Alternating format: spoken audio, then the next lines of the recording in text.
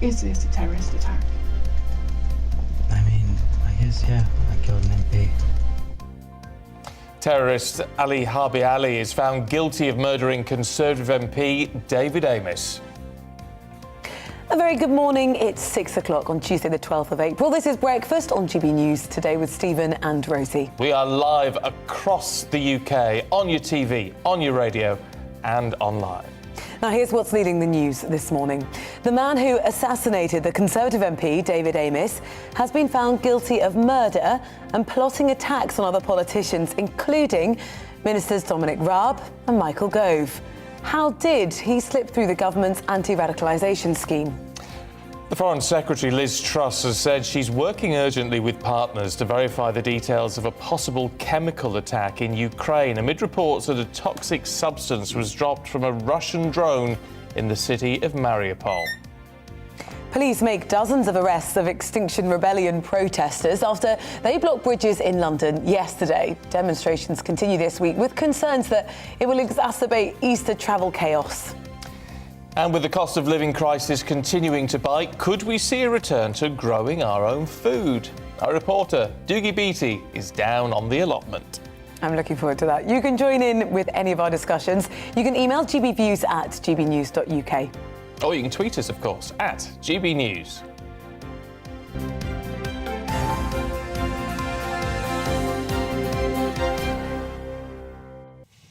So our top story today, and the man who stabbed Conservative MP David Amess to death has been found guilty of murder.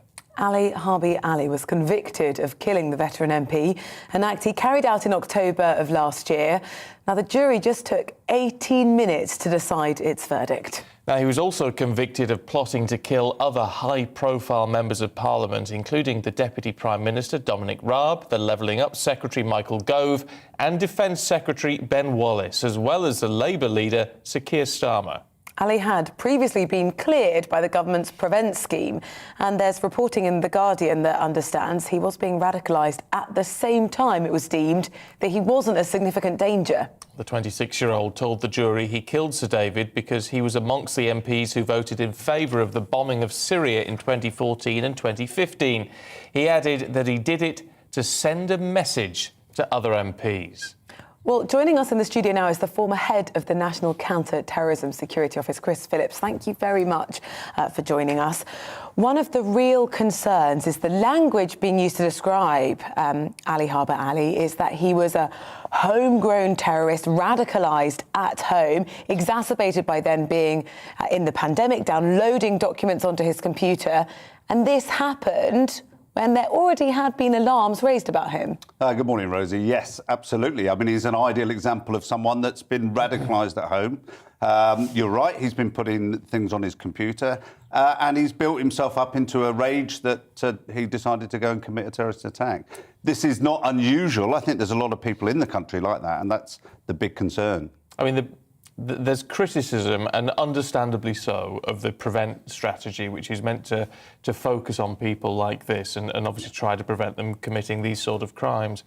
But as we often say, I guess, you know, there is a lot of work done, but it only takes one bad actor to get through. Yeah, and this is the trouble, of course. Success is when no terrorist attacks happen. Failure is when one happens. And what we're seeing here is one person that got through the net. Of course, I think there are key issues wrong with the Prevent strategy.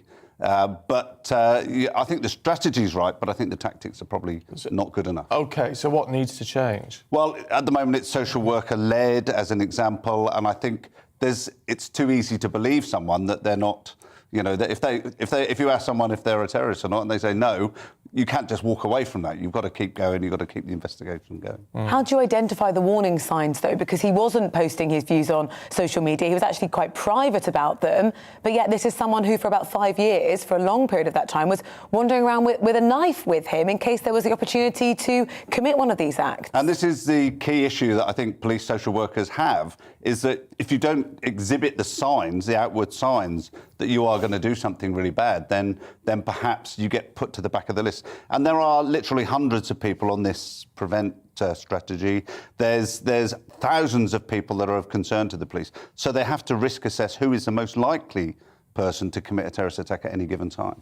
The problem with a case like this, I guess, in terms of how counter-terrorism officers look at it, is that it will inevitably encourage others, won't it? When they see someone doing something like this, it then pushes them even further. Yeah, absolutely, and we've seen that time and time again. There's copycat offences, and of course, as you say, this is such an easy thing to do. You know, you've got a knife in your cupboard, you've got a car, you could go out and do an offence like this. So it's a real concern that you will have copycat offences, and of course, the police are never going to be able to watch everyone out there that's a threat. There was real concern over the pandemic, with lots of people trapped at home spending far higher degrees of time online, on these online groups. How much is that being used as a bit of an excuse for what's happened? I don't think it's an excuse. I think it is a real issue. I think people tend to be radicalised these days over the internet. It's very difficult to monitor people's internet usage. And I think, you know, as I said before, I think there are other people out there that are equally as worrying, who probably aren't, you know, being watched as much as they should be. Prevention obviously is key to all of this, as we know, but so is protection. And where does this leave MPs and other high-profile figures who may now be at threat? Yeah, I'm glad you said that, other high-profile figures, because, you know, we concentrate on what's happened. And, of course, MPs have been attacked, and this man was going to attack an MP, but it could have been someone else in the public eye. And I think, you know, the MPs have been very complacent. I think you have to protect yourself. There are all sorts of advice documents that are available for MPs that really, unfortunately, aren't being used properly, and I think that needs to be done. But how, for example, do they run a surgery to try and prevent something like this happening? Well, of course, someone with a knife, someone with a gun, it's very difficult to stop that. Someone with a bomb. I mean, we've seen MPs in other countries being attacked with bombs. You said they've been complacent, these MPs. What do you think they should do in addition to what they already are? Well, they've got some guidelines to follow, and clearly that wasn't being followed on this during this attack. They should be, yes, making appointments for people to come in, doing some background checks on those people, but also making sure that they're in a room that they can escape from, that they've got someone else in the room with them. There's all sorts of things that they could be doing which fall short of actually having protection, security protection there. But those we know just aren't being done at the moment. So the key thing about all terrorism actually is to stop this complacency about it'll never happen to me. Yeah, and in terms of the homegrown element here, it's a horrible turn of phrase, but a realistic one, I guess. How do we? It's one thing with sort of anti-radicalisation work that goes on, but how do you kill it at source? Can that ever be done? Well, I think communities have got the biggest part to play in this, and there are always tells when someone starts becoming radicalised.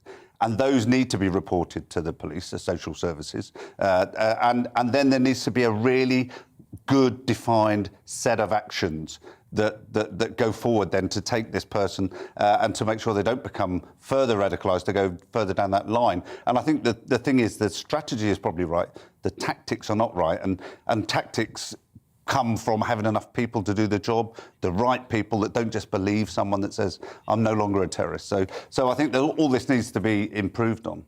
You mentioned tells. It might sound obvious, but just spell out for us what some of those are. Well, of course, they will say that they are radicalised. They will tell people that they believe in certain extreme ideas. They will certainly sometimes show that, whether it's by growing a beard in this instance or other ways. So there's lots of ways that it will raise suspicions that they are becoming an extreme person in towards terrorism, and that's when the authorities need to come in to make sure that they then deal with that person properly. Yeah. Okay, Chris Phillips, really good to talk to you this morning. Thank you very much indeed. Now, the Foreign Secretary, Liz Truss, has vowed to hold Russia to account if chemical weapons are found to have been used in attacks on Mariupol. Well, she's tweeted and said officials were urgently working with partners to try to verify details amid warnings of a crucial period as Russian forces redeploy and re-equip for their next offensive in the east of Ukraine. Well, let's get the latest developments from journalist Stefan Weichart, who joins us from the western city of Ternopil. Morning to you, Stefan. I mean, what have you been hearing about what's been going on in Mariupol? I'm hearing the same thing as you're saying, that there's supposedly been a chemical attack. At least we are hearing that from the Ukrainian military, which have been dropped by a drone over Mariupol and should have made a lot of people hospitalized simply because it makes it impossible for them to breathe. But as we haven't verified whether this is true or not, but it does come after a lot of fear of Russia potentially using chemical weapons in Ukraine. And actually, a few hours before, the leader of Donetsk People's Republic, one of the Russian supported separate regions, was out saying that maybe they should use chemical weapons at some point. So it's definitely something that's very worrisome, I would say. And the reports are that it's been horrendous for the people there. For us to actually get a sense of the scale of the atrocities that are happening in places like Mariupol. We only really, with that new footage of the theatre, got to grasp just how vicious some of these attacks have been. Yeah, well, the city is almost completely gone. I mean, what we hear is that there's not even a single building in the city that haven't been taking some kind of damage, been hit. We're hearing about people being dead in the streets, just being buried in the backyards of apartment blocks. We are getting, unfortunately, very little information out of Mariupol simply because there's really not a lot of phone connection and not a lot of internet to get information out. But when we get information out, it's a city where there's no food. It's a city where there is hardly no water, where there is intense fighting, and where civilians are definitely in the line of being bombed, and just have nowhere to hide. It raises an awful lot of questions about what the international community can do in the wake of this sort of situation. I mean, the number of people that we think have been killed in Mariupol is absolutely astronomical, and yet, of course, it seems like the international community, in a real sense, is just sitting back and watching this. Very difficult to know what they can do. Yeah, well, what the Ukrainians are asking for is the West to get more heavy weapons. We heard the Ukrainian president, Zelensky, say that if the West provides us with really heavy weaponry, we will be able to lift the siege of Mariupol and liberate the people in there. So that's the Ukrainian position. And it is, from Ukraine perspective, quite frustrating that even though the West is supporting Ukraine a lot, both economically and with defensive weapons, they still want the West to step up and deliver a lot more heavy armory than they have already done. And they say that this is the solution. What the Western intelligence is saying, and intelligence out of Ukraine, is that Russia's really switched their intention and their focus to the eastern part of the country. What do you think their strategy is? It seems that their strategy is to cut off the old front line in eastern Ukraine, the line of contact, so to speak. And I'm talking about the front line that has been since 2014, when the fighting began between Ukrainian armed forces and the Russian-backed separatists. And a lot of the Ukrainian military is positioned at that old front line, and the Russian strategy seems to be to cut the country in two, so to speak, so to kind of encircle the big majority of the Ukrainian armed forces out in eastern Ukraine, and by then cutting the country in two, and being easier for the Russian army to deal with those encircled Ukrainian army. Okay, Stefan Whiteshirt, it's really good to talk to you this morning. Thanks very much indeed. Thank you. Now it's coming up to 6:15. Let's bring you up to date with today's top stories. And the House of Commons Speaker has said MPs and political staff are still traumatised by the murder of Sir David Amess. Sir Lindsay Hoyle has warned that some MPs continue to feel worried about their safety after Sir David was stabbed more than 20 times at a constituency surgery in Essex. He made the comments after Ali Harbi Ali was convicted of murder at the Old Bailey yesterday. The Foreign Secretary has vowed to hold President Putin and his regime to account if they find that chemical agents were used by Russian forces in an attack on the city of Mariupol. Well, tweeting, Liz Truss said any use of such weapons would be a callous escalation in this conflict. Over half of everyone in the world gets headaches every year. New research says that on any given day, 16% of people will have one. Almost half of those will be a migraine.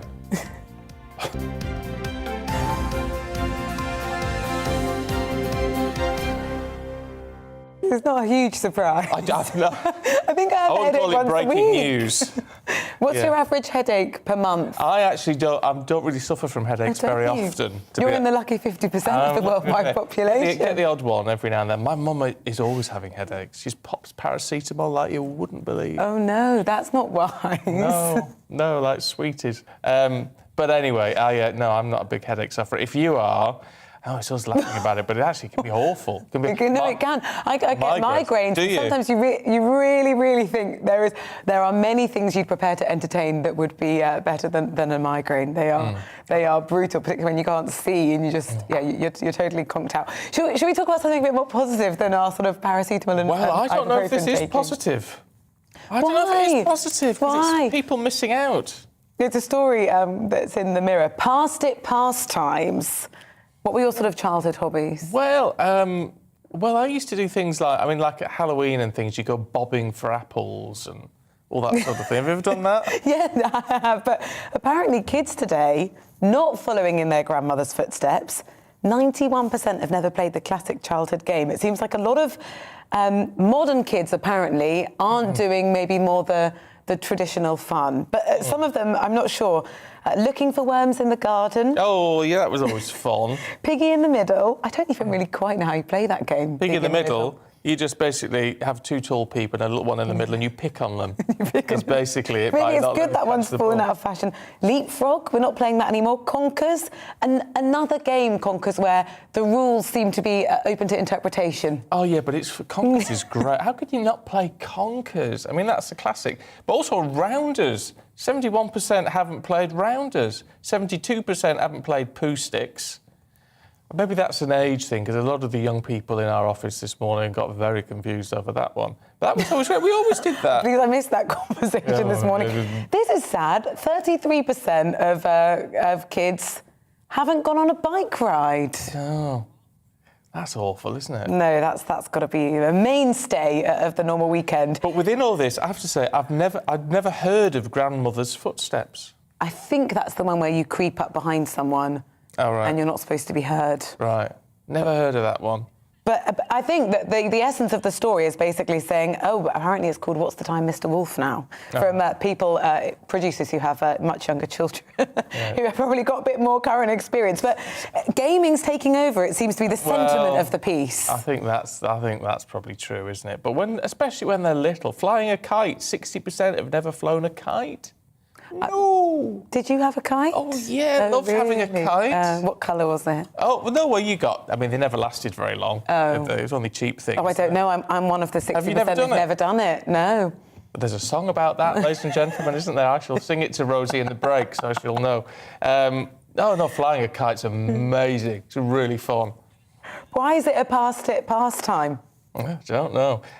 If you've got a favourite pastime, whether you're an older, mature viewer who remembers things from years gone by, or one of our youngsters who hasn't tried any of these sort of things. Or if you actually know the rules to Conkers, that would be good as well. Well, you just have to beat the opponent, don't you? Whichever way you can. GBViews at gbnews.uk or tweet us at GBnews. We'd love to hear from you this morning. Now, I dread to ask this question, but stay with us because we're going to be looking at whether masks will be necessary at your Easter lunch this weekend. That's after the weather. Hello, a very good morning to you. I'm Aidan McGivern from the Met Office. For many of us, Easter weekend is looking drier and brighter. But some weather to talk about today, some wet weather moving up from the south around an area of low pressure which sits to the southwest of the UK. Ahead of this area of rain moving up from the south, there's also another band of rain clearing north across the far north of Scotland. That eventually peters away, and then for many it's a case of showers or outbreaks of more persistent rain moving north through the day, so that by the afternoon, much of central and eastern Scotland, northern and central as well as eastern England sees more persistent rain, whilst Northern Ireland, Wales and the southwest, brighten up with some sunshine coming through. Feeling warm in that sunshine, but also the sunny spells helping to set off a few more heavy downpours.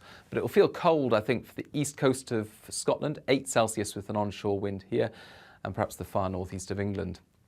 The rain in the far northeast pushes through and eventually becomes confined to the northeast of the mainland of Scotland and the Northern Isles during the early hours of Wednesday. Otherwise, the showers elsewhere die away, but there'll be a lot of cloud remaining, so that it's a gloomy start to Wednesday. Another mild start to the day, but a lot of mist and low cloud, particularly around southern and western shores. This will take some time to lift through the morning, but eventually sunny spells break out inland, and a few scattered showers will also develop, some heavy downpours towards the south. The rain in the far northeast of Scotland eventually clears away, and brighter skies also for Scotland and Northern Ireland, but a few showers here. I think from the central belt towards the south of England, 17 or 18 Celsius, but in 1 or 2 spots, 20 or 21 degrees. And perhaps by Thursday, even warmer still, with a lot of fine weather in the east, 21 or 22 degrees.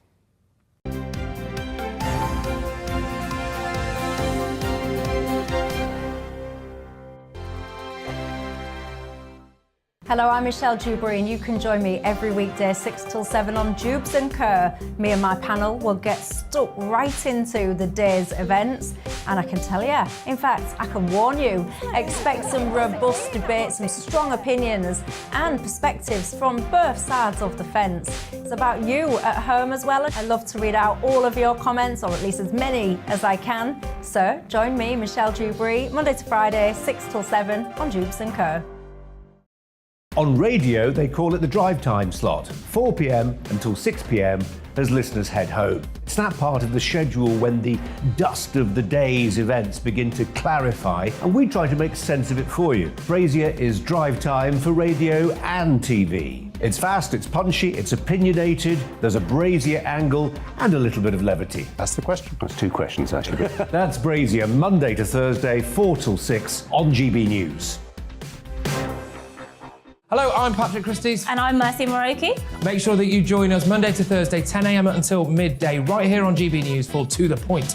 We're not afraid to talk about the topics that matter to you, or the big topics that always matter. We cover absolutely everything, from the breaking political stories of the day to law and order, what's going on in the channel. We're not afraid to hold people to account. We always make sure we include your views on our show. Indeed, if you're thinking it, you can guarantee that we're saying it. So make sure you join the conversation with us, 10 a.m. until midday, Monday to Thursday for To The Point on GB News. I'm Dan Wootton. Join me Monday to Thursday from 9 to 11 for the feistiest and most fun news debate on TV, where free speech reigns. I'll bring you a sharp take on the day's biggest stories, bombshell newsmaker interviews, and A-list guests. And I guarantee you, no spin, no bias, no censorship, and no reason to go to bed. That's Dan Wootton tonight, Monday to Thursdays from 9 on GB News.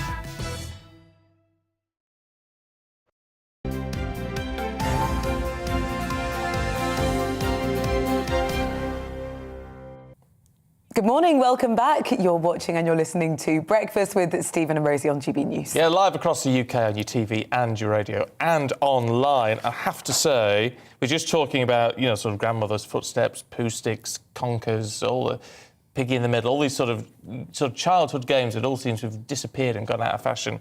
Dave has been in touch. Morning to you, Dave. You're up nice and early. He says, I'm 22 and I have absolutely no idea what you're talking about. But he does listen to music from Dave, H, Tones, and I. These are our things at the moment. Love the show. I've never heard of... The only H I know is H from Steps. Same H from Steps. Yeah, but this is a different H. And that's probably a pastime. That's probably all past it as well. So you're listening to these new musical people who I've never heard of. Dave. They come up with very exciting names these days, do they? No. All right, I'm Dave.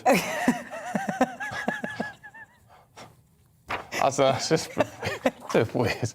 Could be a bit more creative, I think. Could be, I think, yes. It's 25 minutes past 6. A very good morning to you. Still to come on the programme here. Now, as nearly half of teachers reveal they want to quit the classroom, we're going to meet a woman who walked away from her job after only 2 years as he struggled to cope with the demanding workload. We'll find out why. Yes, it's all a tricky thing, isn't it? And we're going to be looking at green-fingered gurus. Our reporter, Doogie Beattie, has been down to the local allotment as popularity for the veg patch grows. More on that to come. First, though, yesterday, the NHS Confederation warned of a brutal Easter and called for the return of masks and limits on indoor mixing. So is it going to be another holiday potentially hampered by coronavirus? Let's speak to Dr. Tony Hinton this morning. A very good morning. Look, it may very well be that this weekend you've got an Easter Sunday lunch planned with maybe the grandparents, the grandkids as well, 3 generations around the table, sharing chocolate, maybe a nice, joint of lamb. Should we be worried about everyone test before you arrive, someone wear a mask? Should there be any sort of coronavirus restriction on our weekend? Good morning, Rosie. I think the first thing I'd say is that before 2 years ago, would any of us have done any of those things? And when we look now at Omicron, which has 3 versions, a BA1, a 2 and an XE, which is combined, still the infection fatality rate is much lower than influenza. So we should treat it in the same way. If we look specifically at the masks, there is only one good controlled study of masks from Denmark from over 18 months ago now. And in that study, 3,000 people didn't wear masks. 3,000 people were actually taught how to put masks on and off properly and wear them properly.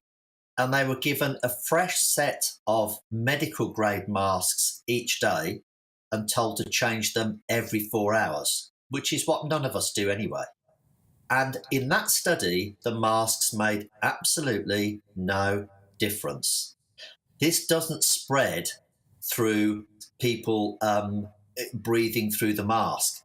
On a cloth mask, the perforations are about 5,000 times larger than the virus. On a medical mask, the perforations are about 1,000 times larger than the virus.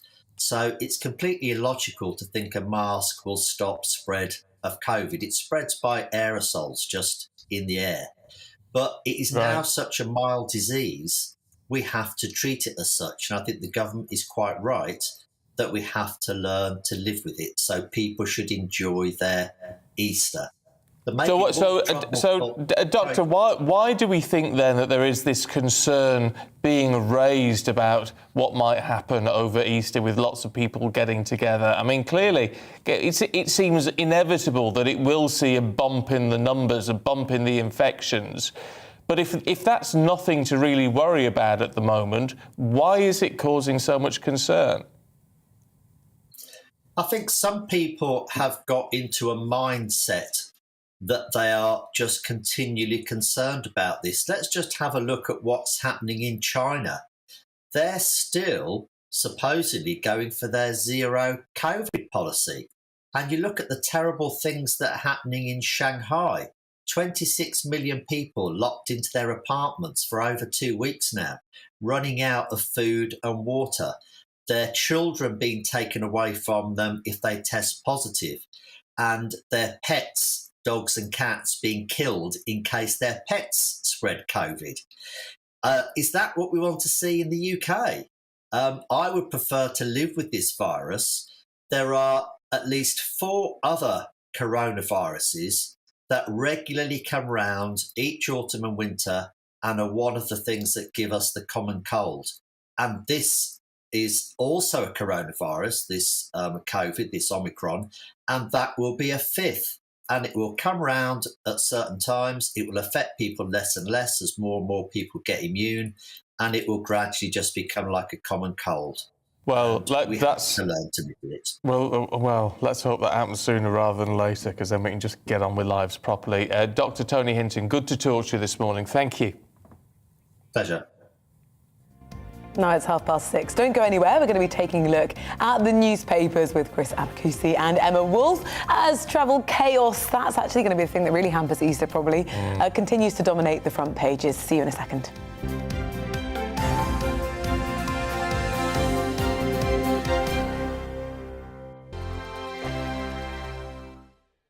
Hello, I'm Michelle Dewberry, and you can join me every weekday 6 till 7 on Jubes and Kerr. Me and my panel will get stuck right into the day's events, and I can tell you, in fact, I can warn you, expect some robust debates, some strong opinions and perspectives from both sides of the fence. It's about you at home as well. I love to read out all of your comments, or at least as many as I can. So join me, Michelle Dewberry, Monday to Friday, 6 till 7 on Jubes and Kerr.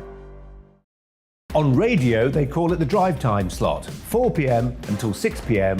as listeners head home. It's that part of the schedule when the dust of the day's events begin to clarify, and we try to make sense of it for you. Brazier is drive time for radio and TV. It's fast, it's punchy, it's opinionated, there's a Brazier angle and a little bit of levity. That's the question. That's two questions, actually. That's Brazier, Monday to Thursday, 4 till 6 on GB News.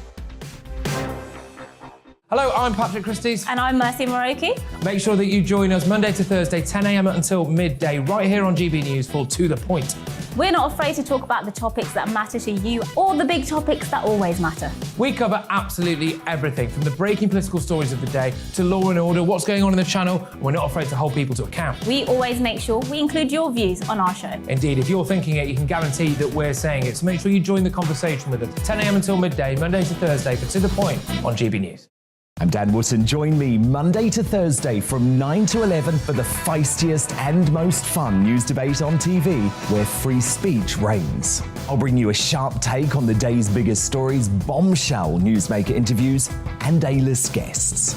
And I guarantee you, no spin, no bias, no censorship, and no reason to go to bed. That's Dan Wootton tonight, Monday to Thursdays from 9 on GB News.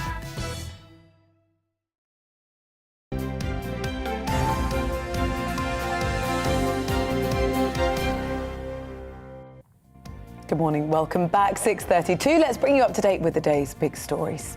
Now, the House of Commons Speaker has said MPs and political staff are still traumatised by the murder of Sir David Amess. Sir Lindsay Hoyle has warned that some MPs continue to feel worried about their safety after Sir David was stabbed at a constituency surgery in Essex. He made the comments after Ali Harbi Ali was convicted at the Old Bailey yesterday. The Foreign Secretary's vowed to hold President Putin and his regime to account if they find chemical agents were used by Russian forces in an attack in the Ukrainian city of Mariupol. In a tweet, Liz Truss said any such use of weapons would be a callous escalation in the conflict. Conservative MP Imran Ahmed Khan has been expelled from the party after being found guilty of sexually assaulting a 15-year-old boy. Jurors at Southwark Crown Court heard he forced the teenager to drink gin and tonic, dragged him upstairs and asked him to watch pornography before the attack. Khan's legal team plan to appeal the conviction. Now, over the last 6 years, more than 314,000 homes have been better protected from flooding thanks to a £2.6 billion government programme to improve flood defences. Now, analysis by DEFRA shows the work is thought to have reduced the national flood risk by 5% and has saved the economy over £28 billion in damages from floods.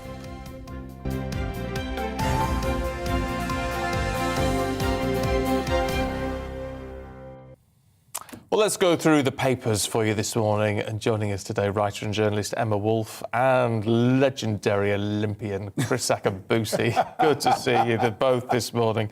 Emma, let's start with the Mirror. Should we looking at energy prices and a couple who say they just can't put their heating on ever again? Absolutely. And this is an older couple in their 80s who've turned off their central heating and think that they probably will never be able to turn it on again.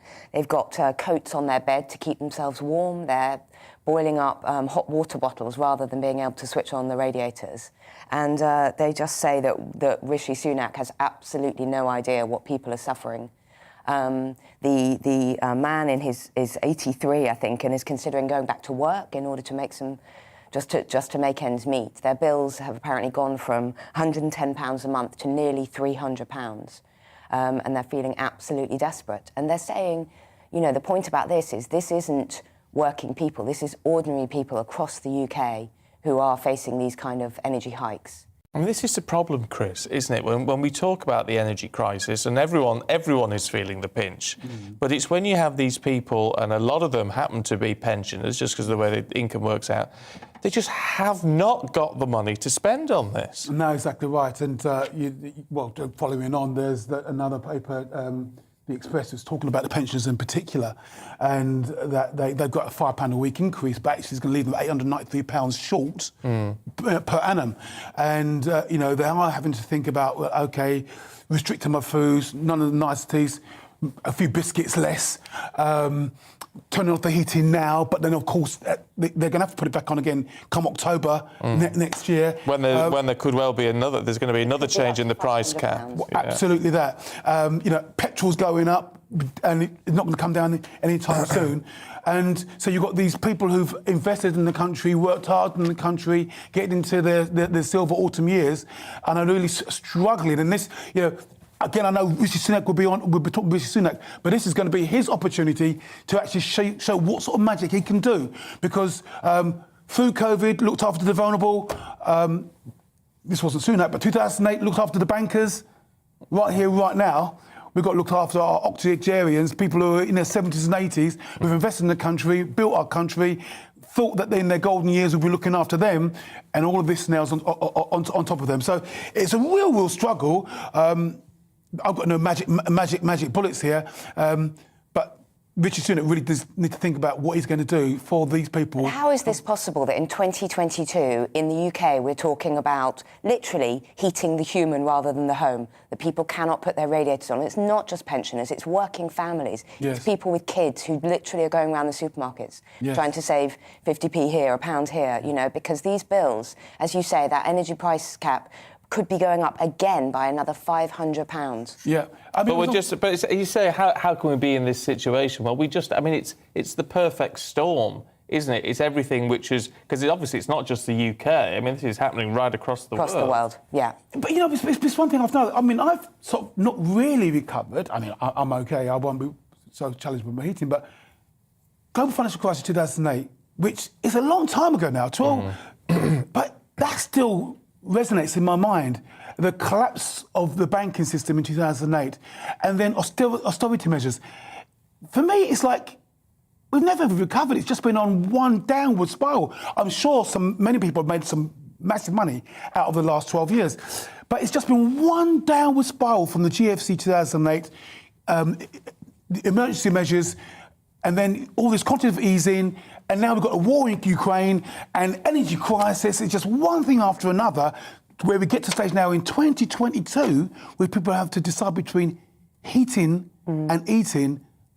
It's unbelievable that we've got so far in the 21st century. Well, perhaps, Emma, we all need to cheer ourselves up with a little Easter break. Which may not be a cheering experience. According to the Times, that isn't going to put a smile on our face. Those three words, summer of chaos, which we read pretty much every year, or we read winter of chaos, don't we? Or we read NHS, winter of whatever. Anyway, summer of travel chaos warning for passengers on the front of the Times and lots of the papers.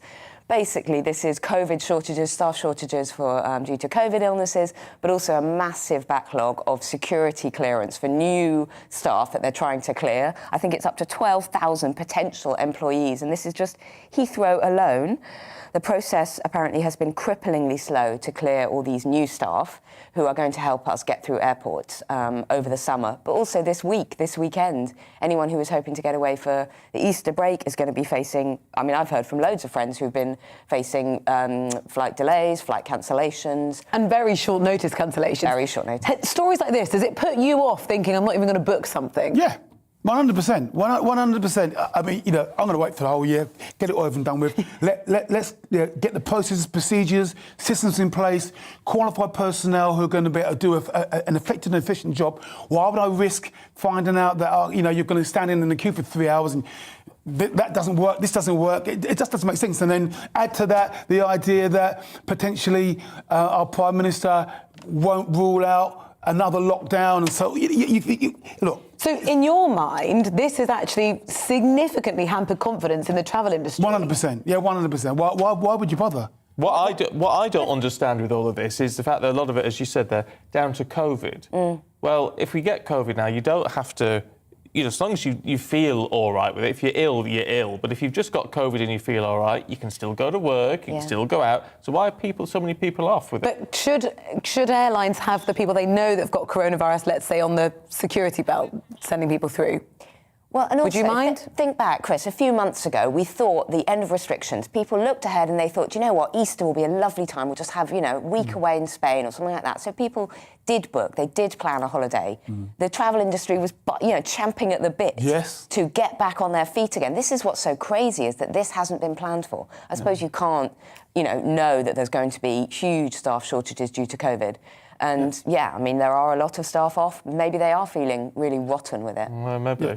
So, maybe. I just wonder if it's still a bit of an excuse. You know, if it was like, well, I've got COVID, my test has come up, therefore if you ring the employer and say I've got COVID, they'd probably say, oh, well, don't come in, even though you could actually go in.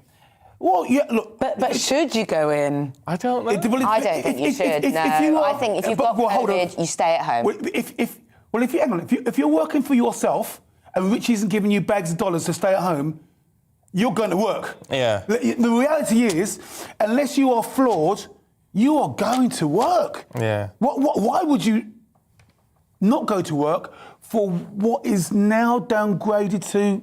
But we talk about work. I mean, you know, you or I could maybe do a radio thing or a TV thing from home. A lot of people, if you're stacking supermarket shelves or if you're working in the NHS, you've got to be there. You can't just do it remotely.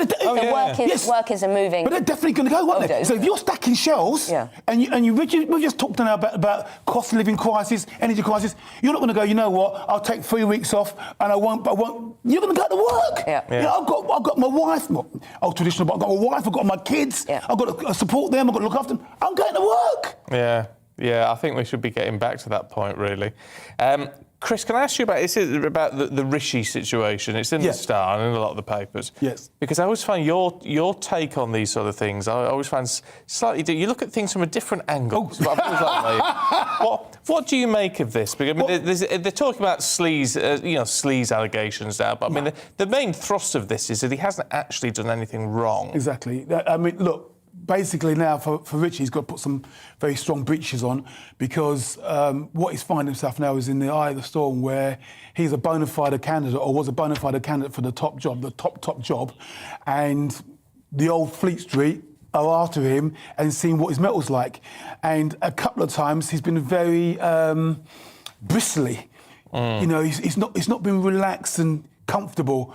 And so he's on stage right here, right now, to see whether you could be that top guy. And I think at the moment he's been found wanting. That doesn't mean that he won't find his feet again. So you think he could claw it back, become Prime Minister? No way. Well, let's see. Let's see. I mean, obviously people would like you to think no way because the fish and chip paper is fish and chip paper in 6 weeks' time. You know, Boris Johnson, only 6 weeks ago, was absolutely on the ropes, Partygate this and all that sort of stuff. Right now, he's looking quite decent. He's walking around in Ukraine, in Kiev, and, you know, well, actually didn't have a flak jacket on, did he? He had his suit? Yeah, he had his suit on in the middle of a war zone. That was an interesting take. But, you know, his popularity, has it gone up a little bit? It's certainly gone up from the time when he was in Partygate. So, look, 6 weeks is a long time. These things, fish and chip paper, right here, right now, he's got to show himself now that he can take this and he can do something for these pensioners. He can... The bedrock for him is his fiscal responsibility. He was found wanting when he didn't do it in that, mini budget. Statement, yeah. So he was found wanting. Next time, son, sorry, sir. You've got to step up, you've got to deliver. What do you reckon, Emma? No, I think it's game over for Rishi Sunak for precisely the reason that Chris mentioned. He hasn't shown any backbone. He hasn't shown any cojones or whatever. Yes. You know, the thing about Boris Johnson, he's rehabilitated himself from where he was at the beginning of the year. He's got through that. He was fighting for his political survival. Yeah. But he has always just shown that he's going to fight on and fight on and fight on.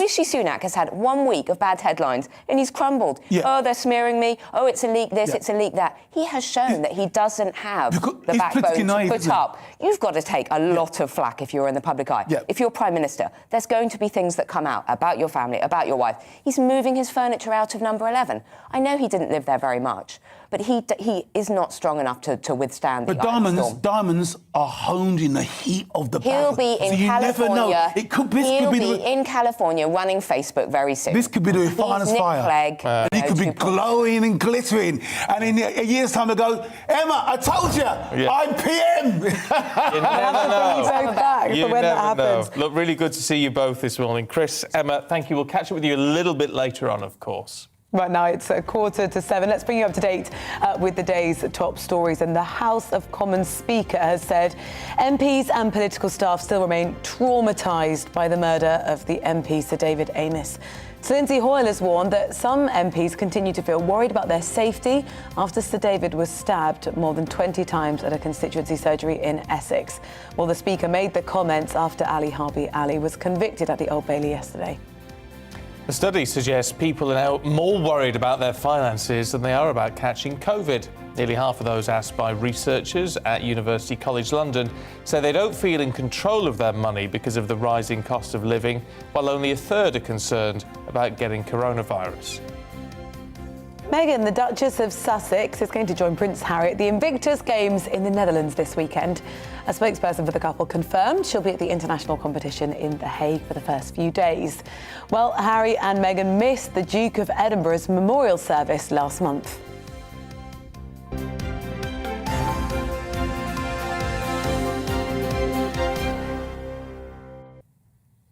Well, with the cost of living crisis continuing to bite, don't we just know it, many are returning to old practices like growing your own veg. Well, if you can afford one, allotments are making a comeback, helping people grow their own food, get fresh air and also improve their mental health. Well, Doogie Beattie went along to find out what it takes to set one up and, thankfully, to give some people a helping hand.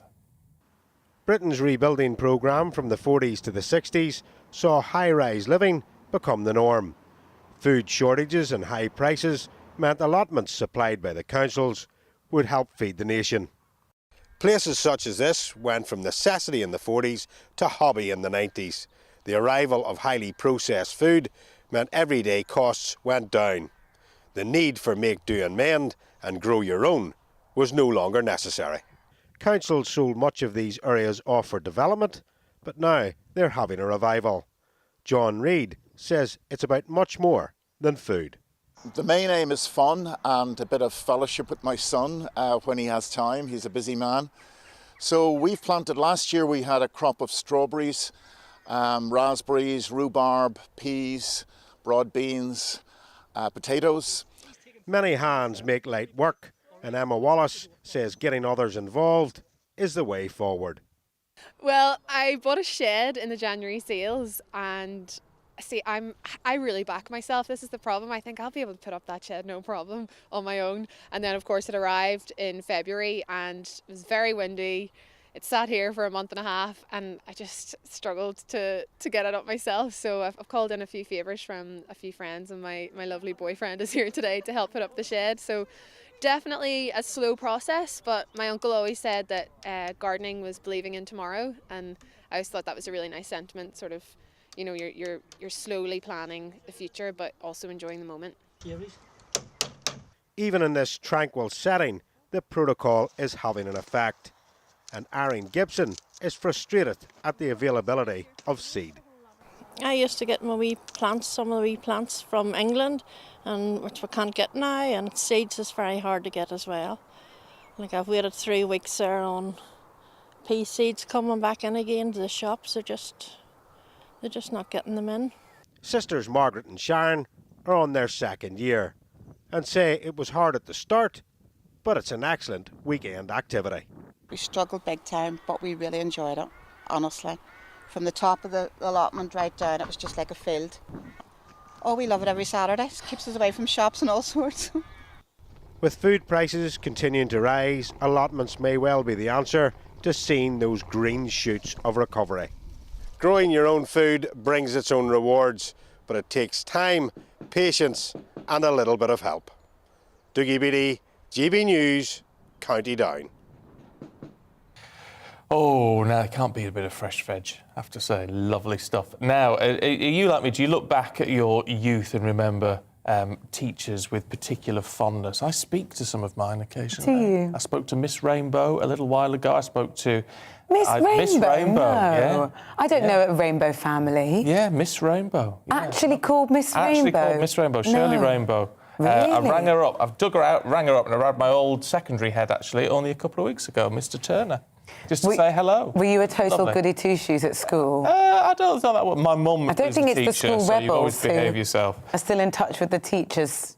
But you know, I just Many think it years. was nice. It was with both of those. I just rang up to say thank you for everything that they'd done. And I think it's a nice thing to do. That is nice. Well, Mrs. Rainbow, if Miss. you're watching, Miss Rainbow, if you're watching, well done. Yes. Now, but of course, teachers are struggling. And there's a new survey out, Rosie, isn't Yeah, I think struggling is almost an understatement. Nearly half of England's teachers plan to quit the classroom within 5 years. That's certainly the case for Sarah Hashmi, who decided to leave her job after 2 years, is now a supply teacher, joins us in the studio. Thank you so much for your time. Talk us through the process. You've committed to train as a teacher, you're in the classroom, and you just think, actually, this isn't for me. Yes, thank you for having me. It has been difficult. Obviously, we've gone through the pandemic, so that's another issue that's arisen during my teaching. I think a lot of teachers, those who are experienced and new to teaching, have struggled with the workload, the intense workload, the demand, the Ofsted inspections that are always looming. And so I feel like it's become unbearable for some. Yeah, I mean, is workload the issue? I know from my youth, when Mum was still teaching at primary school, same as you. I mean, the workload was relentless then. I mean, you wonder whether it's even getting worse. It is definitely, most definitely. I know that a lot of people say we have holidays and we have time, but we're making, I think research shows 1,500 decisions per day. So that's, we're suffering from fatigue. It's becoming too intense with the demands from the government, from senior leadership, where we have so many hats that we're putting on. When you talk about workload, you're in primary school. Before you quit, just talk us through what a normal day would look like. I would ensure that I would come in extra early just in order to prepare the classroom, make sure that the day runs smoothly. Obviously, things happen that you don't anticipate. Yeah, you don't anticipate. We have also the children to come in. We want them to feel safe. So any issues that we have, we leave those at home. We try our best. I think a lot of teachers, it's like acting, I suppose. Even if you're having a bad day, you need to get through it and make sure the children can access their learning. And we're adapting, differentiating for all the children. We have large classes. So. And then presumably when you get home at night, you've got hours of lesson prep for the next day. Well, that or some marking, staff meetings. We don't go home straight away. We don't clock out as soon as the children leave. There's so much to prepare, planning-wise as well. We don't. Speaking to parents as well, I guess. Parents as well, yes. One interesting thing you said is that you feel like there isn't the same respect for teachers. That's right. I think there was, amidst the pandemic, there was, respect for teachers. But I think now the morale is quite low. The respect's not given from the government nor parents. Some might see us as glorified babysitters, which, it's demoralising for many. It's such a shame because I think particularly fondly of primary school. I think it's a more fun time than secondary school, I think, when you're a youngster.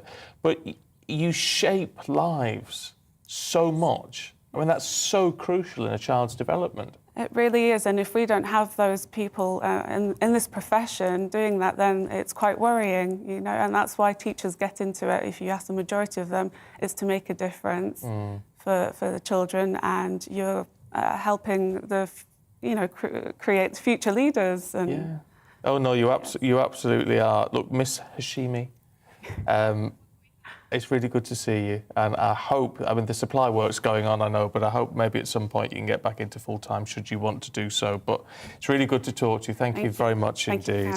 If you've got a favourite teacher that you remember, get back in touch. GBviews@gbnews.uk. Mr. Barron also was a very good teacher. Harry Barron, I know he watches occasionally. But talking of youngsters, what about the games we used to play? Well, that we're not playing anymore. So I guess the sentiment of the story really is that sort of gaming, apps, mobile phones have sort of slightly accelerated away in terms of the time our young children are spending on them, rather than doing things like playing Grandma's Footsteps or searching for worms, which I have to say I didn't do very much. Yeah, but the old-fashioned sort of good stuff. Steve, I think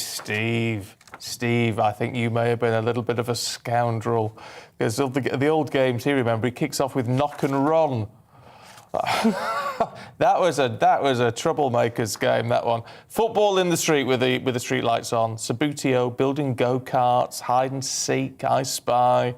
Yeah, all that sort of stuff. It's innocent. It's so innocent. That's the nice thing about it. But there wasn't the competition then as well. You didn't have sort of like the TV so much versus riding your bike. Morning to Jonathan, who says, putting on shows at home. There were many performances. I've got 3 younger sisters, so my poor parents sat through many long performances. Doing impressions of TV celebs, traditional board games, learning to play the piano. I wonder if you still play the piano now. Did you keep that practice up? Football in the garden, etc. Full and rich variety for childhood days. Yeah, lovely stuff. Keep your thoughts coming through. So we'd love to hear what you have to say and what you remember about games and your teachers. Stay with us, though. We've got lots more still to come for you in just a moment. Hello, a very good morning to you. I'm Eamonn McGivern from the Met Office. For many of us, Easter weekend is looking drier and brighter. But some weather to talk about today, some wet weather moving up from the south around an area of low pressure which sits to the southwest of the UK. Ahead of this area of rain moving up from the south, there's also another band of rain clearing north across the far north of Scotland. That eventually peters away, and then for many it's a case of showers or outbreaks of more persistent rain moving north through the day, so that by the afternoon much of central and eastern Scotland, northern and central as well as eastern England sees more persistent rain, whilst Northern Ireland, Wales and the southwest brighten up with some sunshine coming through. Feeling warm in that sunshine, but also the sunny spells helping to set off a few more heavy downpours. But it will feel cold, I think, for the east coast of Scotland, 8 Celsius with an onshore wind here, and perhaps the far northeast of England. The rain in the far northeast pushes through and eventually becomes confined to the northeast of the mainland of Scotland and the Northern Isles during the early hours of Wednesday. Otherwise, the showers elsewhere die away, but there'll be a lot of cloud remaining, so that it's a gloomy start to Wednesday. Another mild start to the day, but a lot of mist and low cloud, particularly around southern and western shores. This will take some time to lift through the morning, but eventually sunny spells break out inland, and a few scattered showers will also develop, some heavy downpours towards the south. The rain in the far northeast of Scotland eventually clears away, and brighter skies also for Scotland and Northern Ireland, but a few showers here. I think from the central belt towards the south of England, 17 or 18 Celsius, but in 1 or 2 spots, 20 or 21 degrees. And perhaps by Thursday, even warmer still, with a lot of fine weather in the east, 21 or 22 degrees.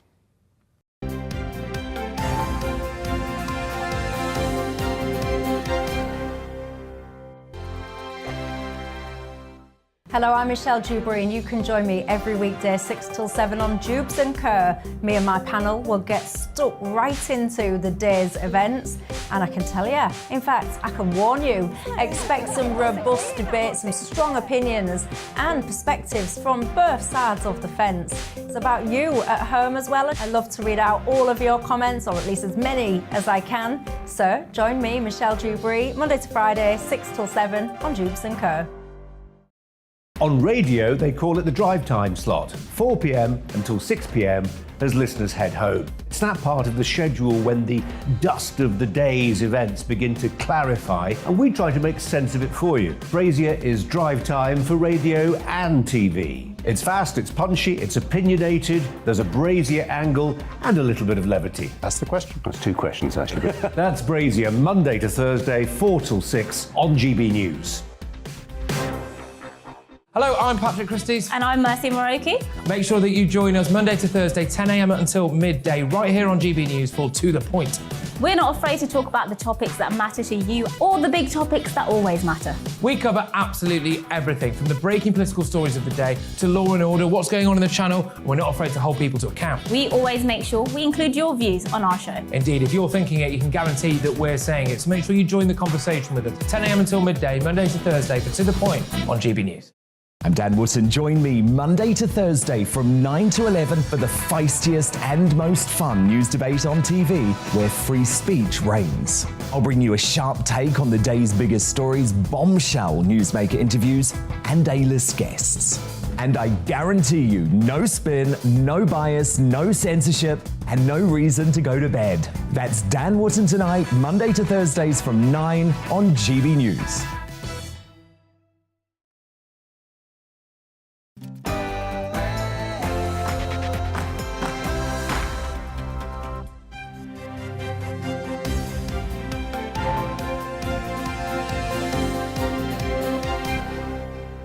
Mr. Ali, is this a terrorist attack? I guess, yeah, I killed an MP. Terrorist Ali Harbi Ali is found guilty of murdering Conservative MP David Amess. Good morning to you. It's 7 o'clock on Tuesday, the 12th of April. This is Breakfast on GB News with Stephen and Rosie. We're live across your TV, your radio and online. Well, this is what we've got for you this morning. And the man who assassinated Conservative MP David Amess has been found guilty of murder and plotting attacks on other politicians, including Ministers Dominic Raab and Michael Gove. But how did he slip through the government's anti-radicalisation scheme?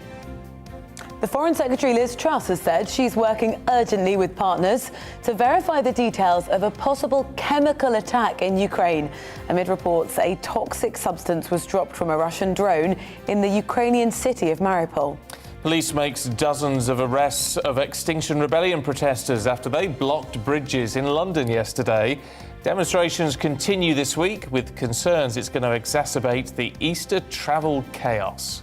And with the cost of living crisis continuing to bite, could we see a return to growing our own food? We're going to speak to the king of big veg, Gerald Stratford, about how you can make your garden flourish. So anything you want to talk about, including the size of those carrots, GBviews at gbnews.uk or tweet us at GBnews.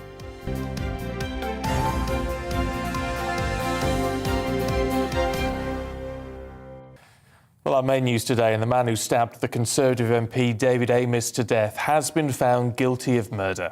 Ali Harbi Ali was convicted of killing the MP, an act he carried out in October last year.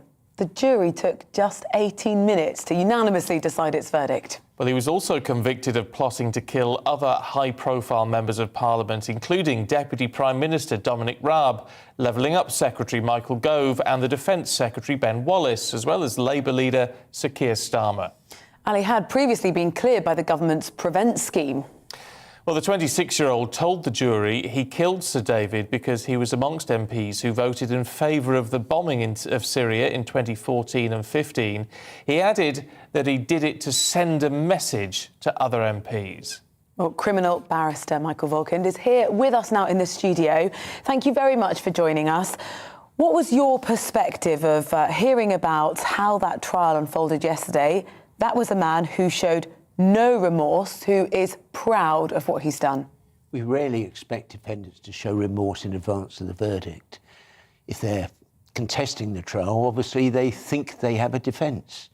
Remorse isn't on the agenda at that stage. In terms of a defence, then, I mean, it seems it must have been an extraordinarily hard case for the defence when you have a man who admits to killing Sir David but denied murder. It's not that unusual to admit to a killing but have a defence, a traditional defence such as self-defence. However, in this case it was indeed different. We couldn't spot the defence at any stage during the trial. To what extent are you trying to mitigate the fact that the trial could become a platform for someone like that to sort of broadcast their ideology? It's a minor matter. Everybody knows what their ideology is. For them to say it once, just before they're convicted, means little.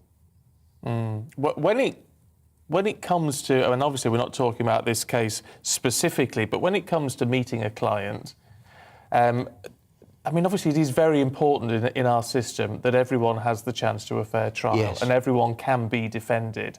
it must be very difficult at some stages when you meet someone who, says, well, I killed this person, but I had an ideology for doing it, therefore it's not murder.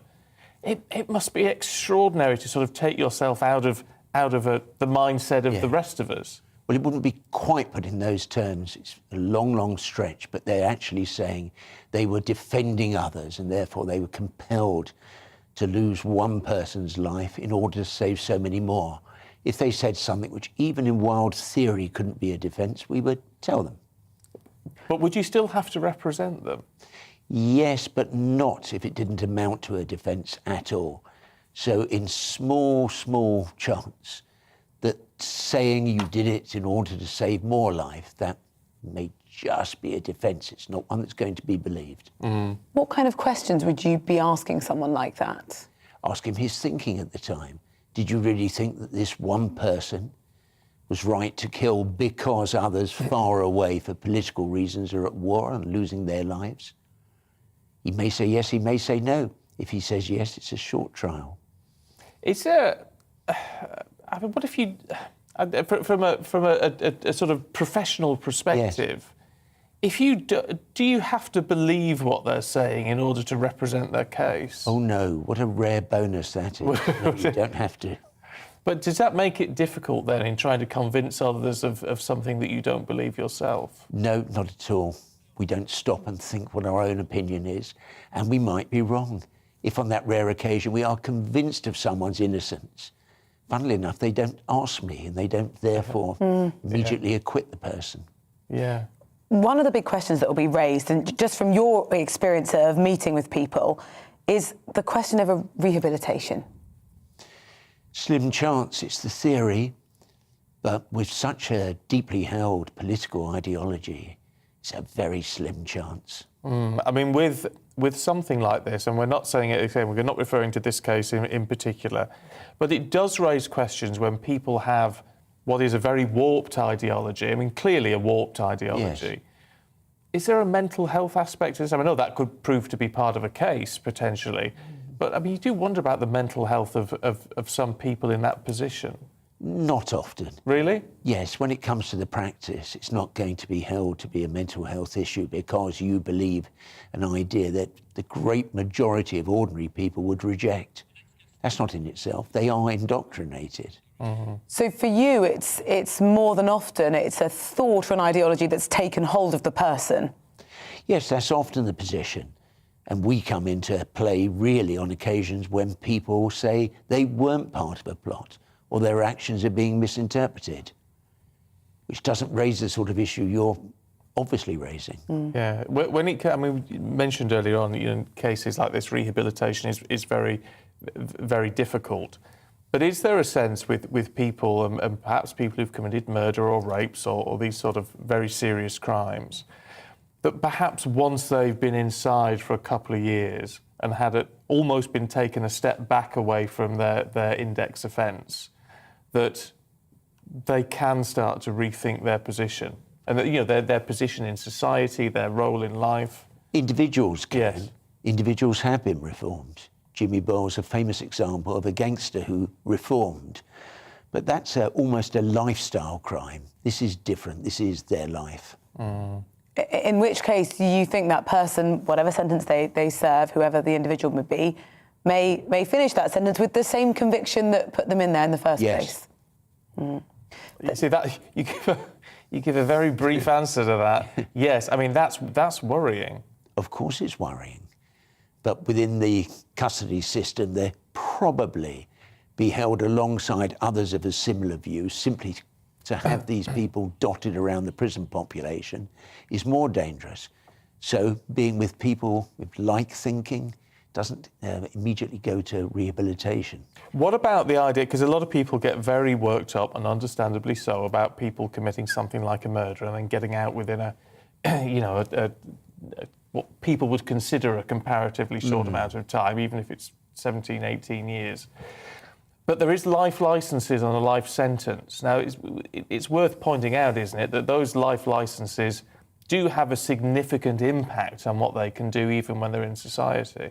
Yes, that's true. There's lots of restraints that are attached to their release in any circumstances. Ideally, they're properly monitored as they should be.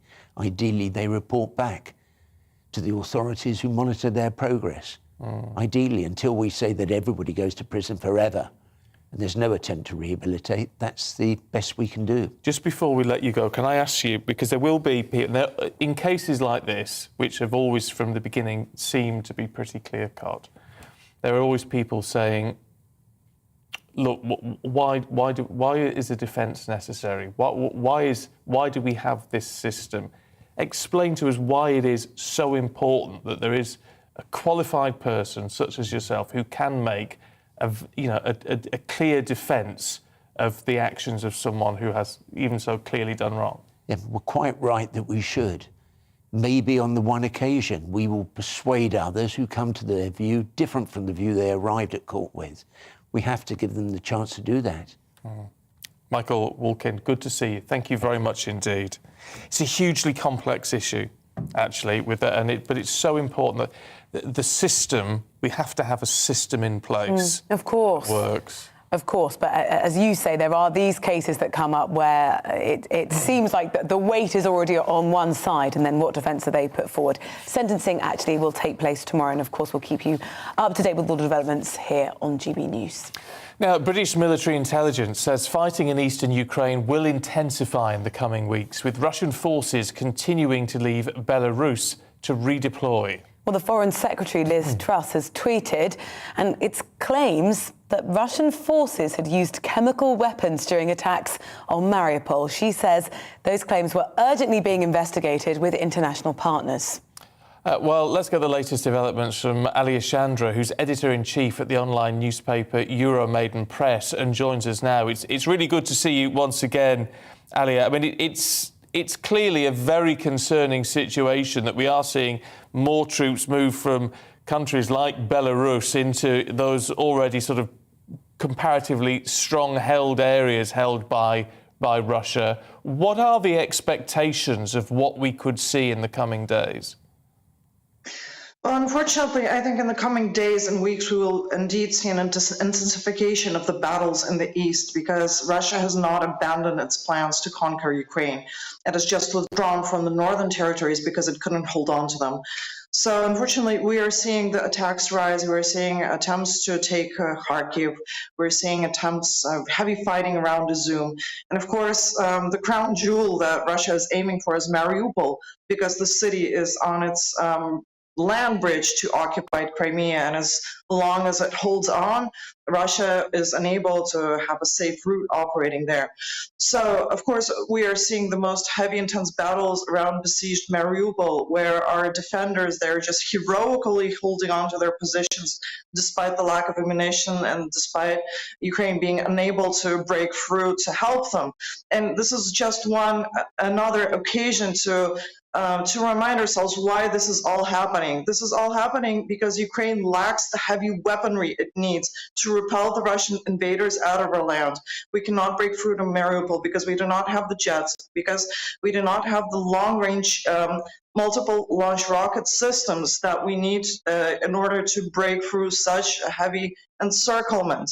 And this is what our political leaders are stressing with each appeal, with each meeting, that Ukraine drastically needs these weapons. We can fight. We are taking on the so-called second most powerful army in the world, but we just need a little bit of help. And the horrors that we're seeing unfold in Ukraine, they could have all been prevented. They could have been prevented, and the deaths that our country will see, they are also preventable if we just get the weapons that we need. You talk about horrors. The Foreign Secretary this morning is talking about trying to verify claims, and they are just claims at this point, that chemical weapons could have been used in Mariupol. If it turns out that has been the case, what are Ukraine's options? Well, Ukraine's options are just to continue fighting, basically. I mean, we have seen a reaction earlier from NATO and from President Biden that if chemical weapons will be used, then there will be a reaction. But it will be commensurate. The type of reaction will depend on the type of weapons used. And frankly, I don't know if the horrors in Bucha, if the horrors, the terrible war crimes that Russia committed around Kyiv were not enough to trigger a serious reaction, then will chemical weapons do the job? Ukrainians at this point are frankly skeptical. But of course, it should be a turning point in the war if Russia used these terrible banned weapons against civilians, against the military. And even like in besieged Mariupol, we were also in our media outlet wondering what to do with this information because the claims are unverified. But what do you do in a city that is besieged, that doesn't have any journalists there, that has a very poor connection? We can only rely on these sporadic reports. And of course, I'm expecting a very severe reaction from the West that this is indeed the case, because this is just a turning point. This is something that has not been seen since World War I. I mean, it's just, in school, when we had these preparations for like military service, the girls, they had like these medical classes. And I was listening to these words, Zarin, Zaman, all of these gases, they seemed like so exotic, so far away. Now they are being applied reportedly against my country. And it is frankly, it's impossible to comprehend. And this warrants the most severe reaction possible from the West. Yeah, I think a lot of people would agree with you on that. Ali, really good to talk to you. Thank you very much indeed. It's all CBN warfare, isn't it? Chemical, biological and nuclear warfare. I mean, certainly the British Armed Forces are trained in how to handle all of that, but it's a terrifying prospect. Absolutely terrifying prospect. We'll keep you up to date with the situation in Ukraine. And if we get any clarification, it's going to be very difficult to work out from the West's perspective how we get clarification on those chemical weapons attacks if they've happened in Mariupol, because we can't get people in there at the minute to try and determine all of that. But it's a huge concern, clearly. And then the conversation starts, if that is the case, what the repercussions are. We'll be speaking to James Heapy, actually, later on the programme, so don't miss that, and we can actually put some of those questions directed to him. Now, it's just gone 7:15. Let's bring you up to date with what else is happening today. Well, the House of Commons Speaker has said MPs and political staff still remain traumatised by the murder of Sir David Amess. Sir Lindsay Hoyle has warned that some MPs continue to feel worried about their safety after Sir David was stabbed at a constituency surgery in Essex. He made the comments after Ali Harbi Ali was convicted at the Old Bailey yesterday. The Foreign Secretaries also vowed to hold President Putin and his regime to account if they find chemical agents were used by Russian forces in an attack on the city of Mariupol. As we've been hearing, in a tweet, Liz Truss said any such use of weapons would be a callous escalation in this conflict. Over half of everyone in the world gets headaches each year. This is the shock research, which says on any given day, 16% of people will have one.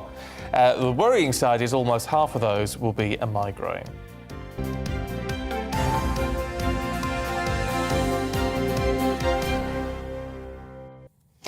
Climate change activists Extinction Rebellion are staging a series of protests across London, so far blocking Vauxhall, Lambeth and Tower Bridges. Now, the activists have vowed to block areas of London for as long as possible. Every day, they think, for at least a week. Well, we can find out why. Extinction Rebellion protester Todd Smith joins us in the studio.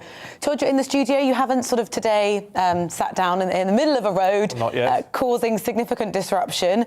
The obvious question people are going to have from home is, this is inconveniencing me, not the politicians who might make change. Why? I think in the context, like the UN General Secretary has said, that climate activists are not dangerous radicals, but any government that continues to pursue new oil licenses are. So what we're looking at is by 2030, 700 million Africans being displaced.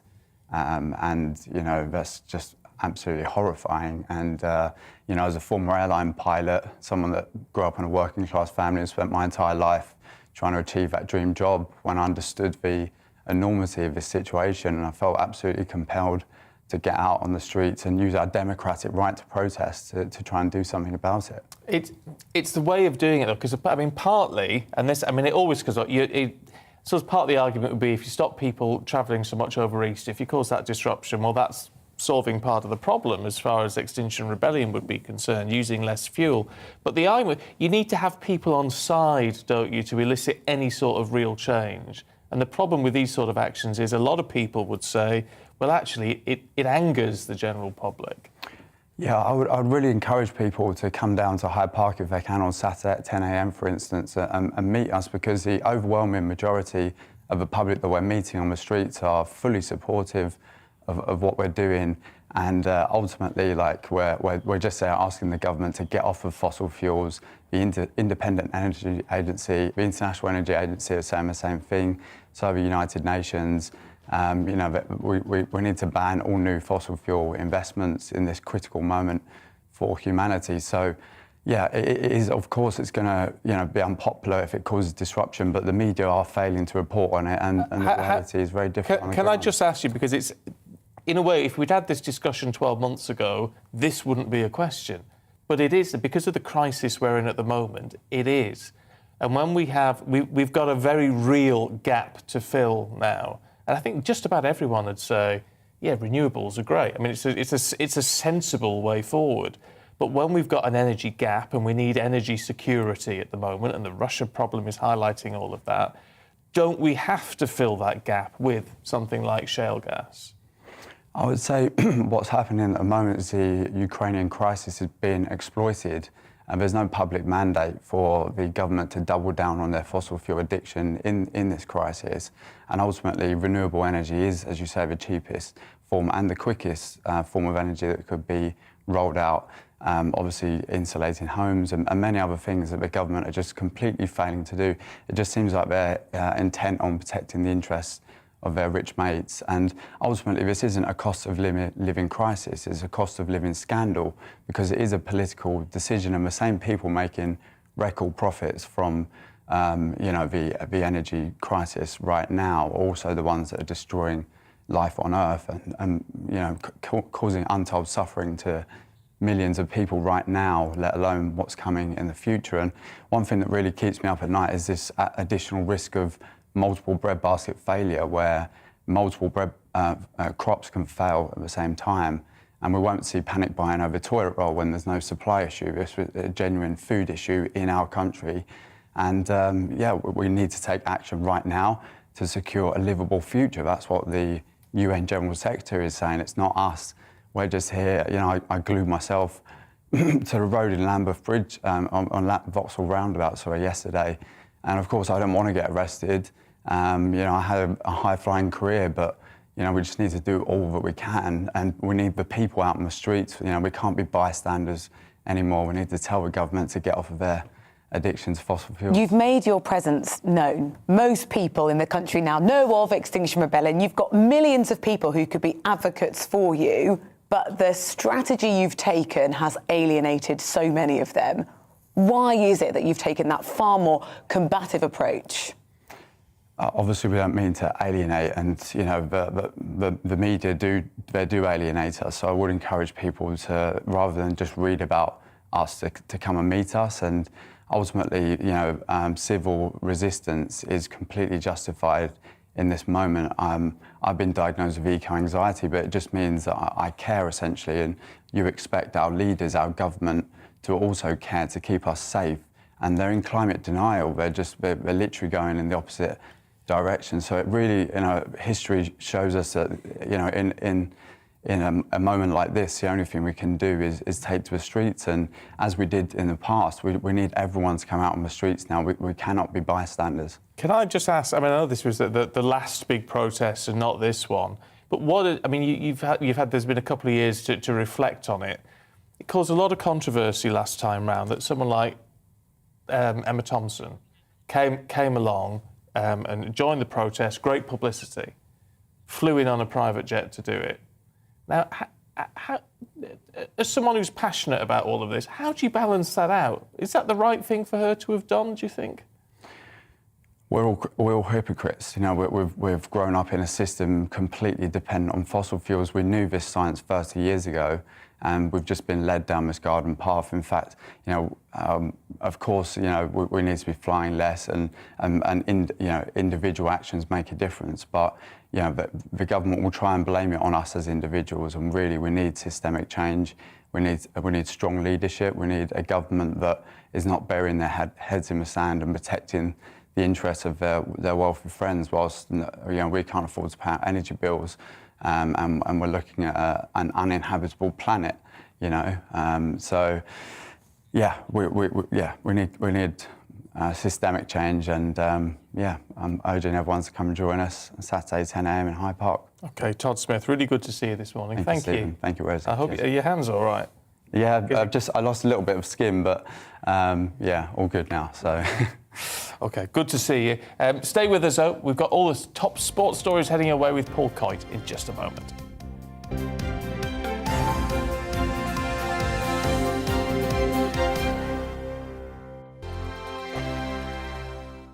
Hello, I'm Michelle Dewberry, and you can join me every weekday 6 till 7 on Jubes and Kerr. Me and my panel will get stuck right into the day's events, and I can tell you, in fact, I can warn you, expect some robust debates, some strong opinions and perspectives from both sides of the fence. It's about you at home as well. I love to read out all of your comments, or at least as many as I can. So join me, Michelle Dewberry, Monday to Friday, 6 till 7 on Jubes and Kerr. On radio, they call it the drive time slot, 4 p.m. until 6 p.m. as listeners head home. It's that part of the schedule when the dust of the day's events begin to clarify, and we try to make sense of it for you. Brazier is drive time for radio and TV. It's fast, it's punchy, it's opinionated, there's a Brazier angle and a little bit of levity. That's the question. That's two questions, actually. That's Brazier, Monday to Thursday, 4 till 6 on GB News. Hello, I'm Patrick Christie's. And I'm Mercy Moroki. Make sure that you join us Monday to Thursday, 10 a.m. until midday, right here on GB News for To The Point. We're not afraid to talk about the topics that matter to you or the big topics that always matter. We cover absolutely everything, from the breaking political stories of the day to law and order, what's going on in the channel. We're not afraid to hold people to account. We always make sure we include your views on our show. Indeed, if you're thinking it, you can guarantee that we're saying it. So make sure you join the conversation with us, 10 a.m. until midday, Monday to Thursday, for To The Point on GB News. I'm Dan Wootton. Join me Monday to Thursday from 9 to 11 for the feistiest and most fun news debate on TV, where free speech reigns. I'll bring you a sharp take on the day's biggest stories, bombshell newsmaker interviews, and A-list guests. And I guarantee you, no spin, no bias, no censorship, and no reason to go to bed. That's Dan Wootton tonight, Monday to Thursdays from 9 on GB News.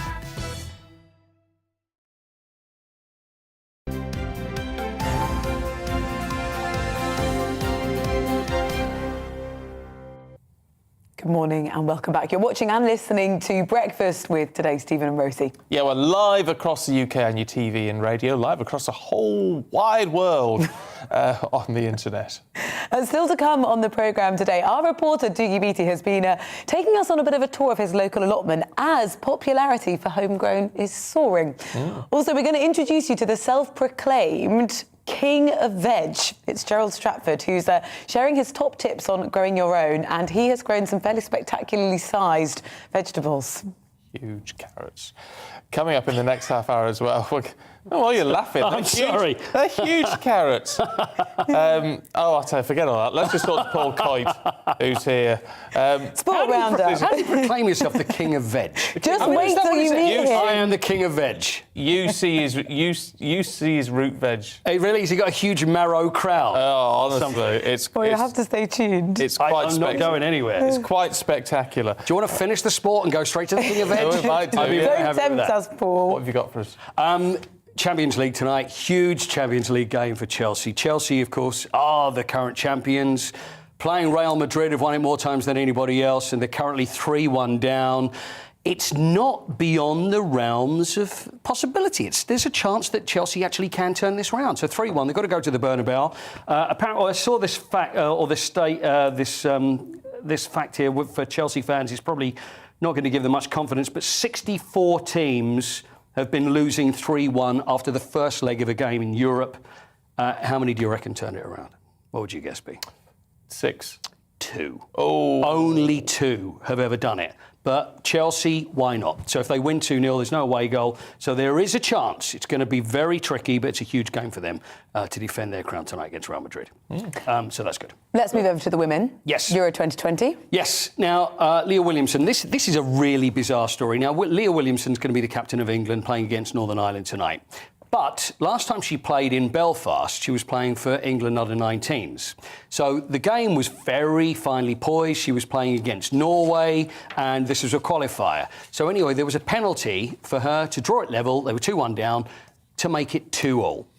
96th minute, she's got to score the penalty. She goes up, she scores the penalty, but then the referee blows for encroachment from one of the other players that actually stepped into the box as she took the penalty.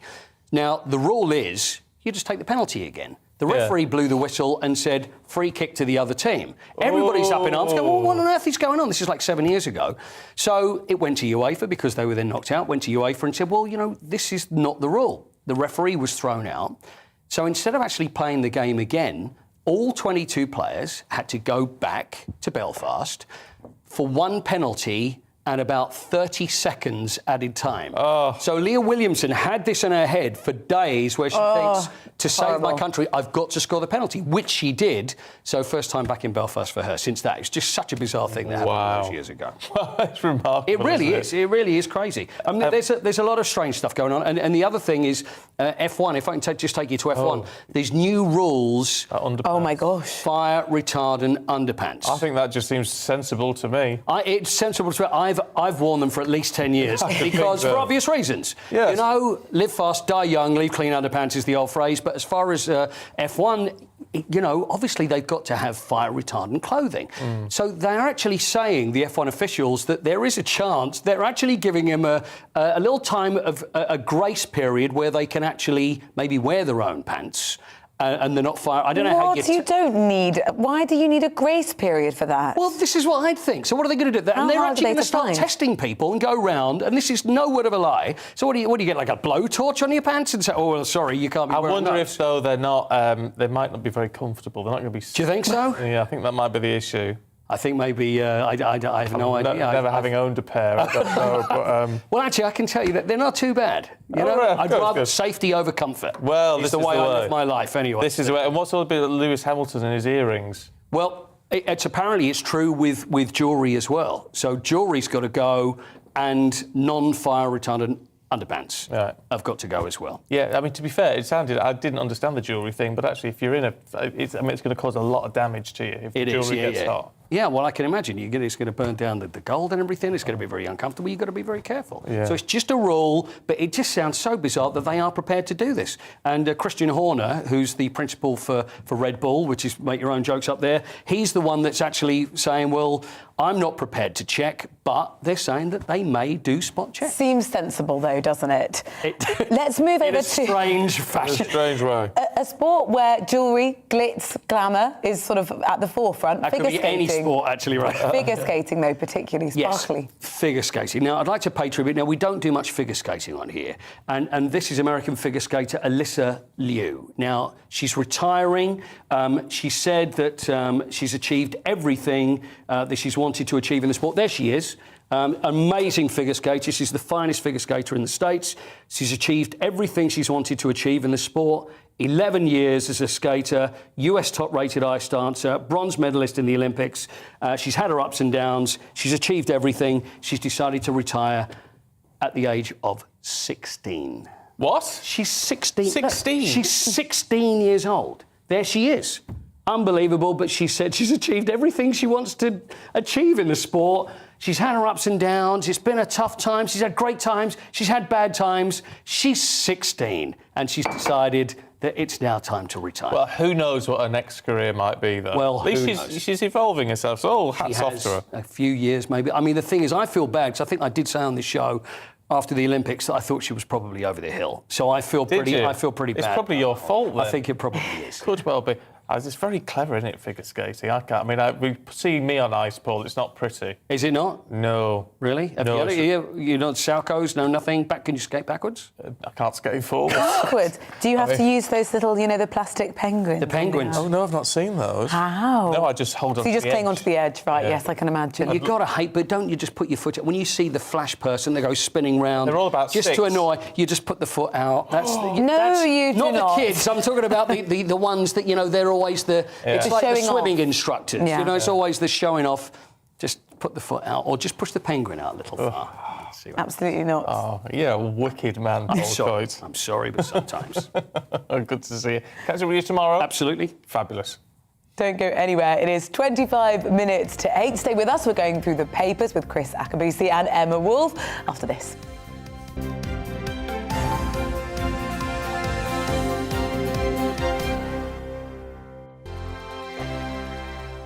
Hello, I'm Michelle Dewberry and you can join me every weekday 6 till 7 on Jubes and Kerr. Me and my panel will get stuck right into the day's events, and I can tell you, in fact, I can warn you, expect some robust debate, some strong opinions and perspectives from both sides of the fence. It's about you at home as well. I love to read out all of your comments, or at least as many as I can. So join me, Michelle Dewberry, Monday to Friday, 6 till 7 on Jubes and Kerr.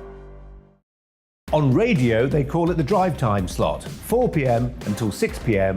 as listeners head home. It's that part of the schedule when the dust of the day's events begin to clarify, and we try to make sense of it for you. Brazier is drive time for radio and TV. It's fast, it's punchy, it's opinionated, there's a Brazier angle and a little bit of levity. That's the question. That's two questions, actually. That's Brazier, Monday to Thursday, 4 till 6 on GB News.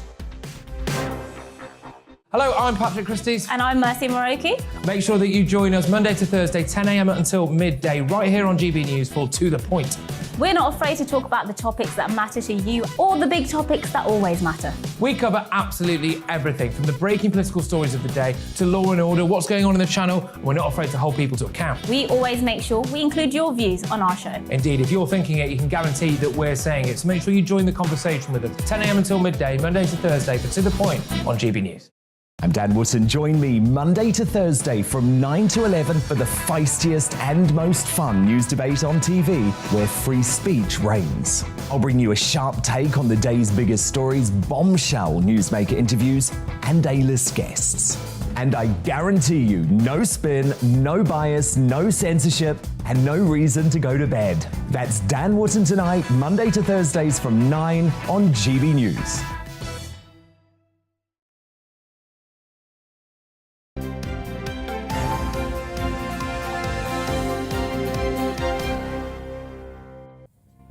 Good morning and welcome back. Let's bring you up to date. Now, the House of Commons Speaker has said MPs and political staff are still traumatised after the murder of Sir David Amess. Sir Lindsay Hoyle warned that some MPs continue to feel worried about their safety after Sir David was stabbed at a constituency surgery in Essex. He made the comments after Ali Harbi Ali was convicted at the Old Bailey yesterday. The Foreign Secretary has vowed to hold President Putin and his regime to account if they find that chemical agents were used by Russian forces in an attack on the city of Mariupol. Liz Truss has tweeted to say any use of such weapons would be a callous escalation in the conflict. A study suggests people are now more worried about their finances than they are about catching COVID. Nearly half of those asked by researchers at University College London say they don't feel in control of their money because of the rising cost of living. Only a third are concerned about getting coronavirus.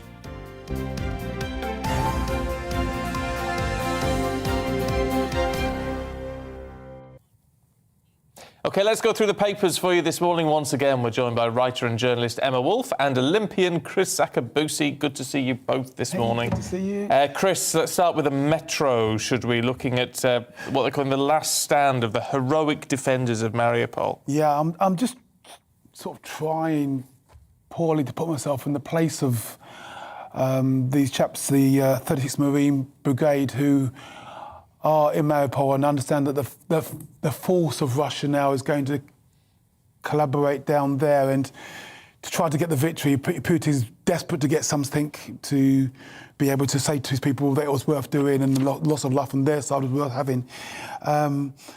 And the idea that you recognise that this is basically your last stand, that food supplies are diminishing, ammunition is diminishing, and the brave Marine has said that he wants the world to know they did everything possible and impossible to try to defend Ukraine in general, but Mariupol in particular.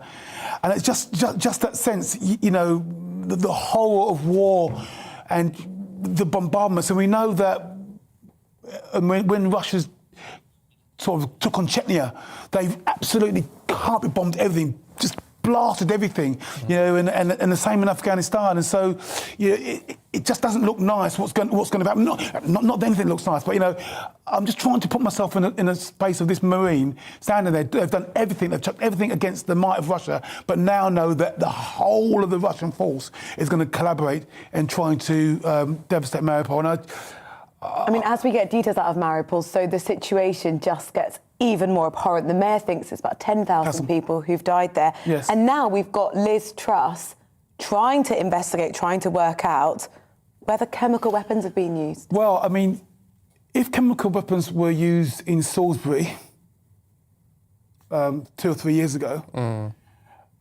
I wouldn't put it past Putin and his group to be using chemical weapons. He needs a victory. You know, he needs to be able to show that the Russian lives that have been lost, and let's understand that. You know, that innocent Russian lives have been lost. Conscripts who went there thinking they were on exercise have been lost. He's got to be able to say to his people, "We did that, and we got a victory." So when you corner a rat, they can do anything. And so, yeah, it's just looking at that, looking at the picture on the metro, I just try to put myself in there. And yet, you know, humanity's got this way of standing in the face of such horror and still believing that you somehow you'll win, somehow you'll come through it, somehow good will beat evil. And that's all I can think of, that these soldiers are just thinking somehow it will work for them. We're talking about morale here, but Emma, also, there are finances. They need money and they need support from the West. Yeah, so the front of the FT has a report from the Ukrainian finance minister who is appealing for international aid, billions and billions of pounds.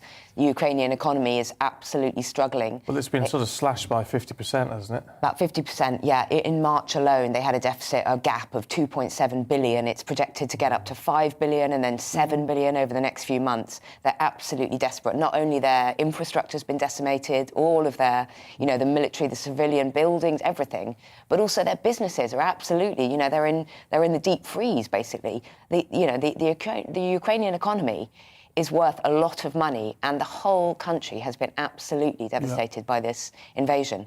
So he's appealing to the international community for desperate help, not only in weapons but money as well. Yeah, well, it's going to have to come. It's going to have to come, isn't it? I mean, Ukraine is the sort of breadbasket of the world, isn't it? Exactly. Oh dear. In the midst of all this, I was saying last hour, Chris, it's the perfect storm. Everything seems to be going wrong at the same time, doesn't it? Because in the midst of all of this, and this adds to it, of course, is a cost of living crisis. Then the Express looking at someone who, they've had their pension increase, but it doesn't amount to a lot. Yeah, this is a veteran.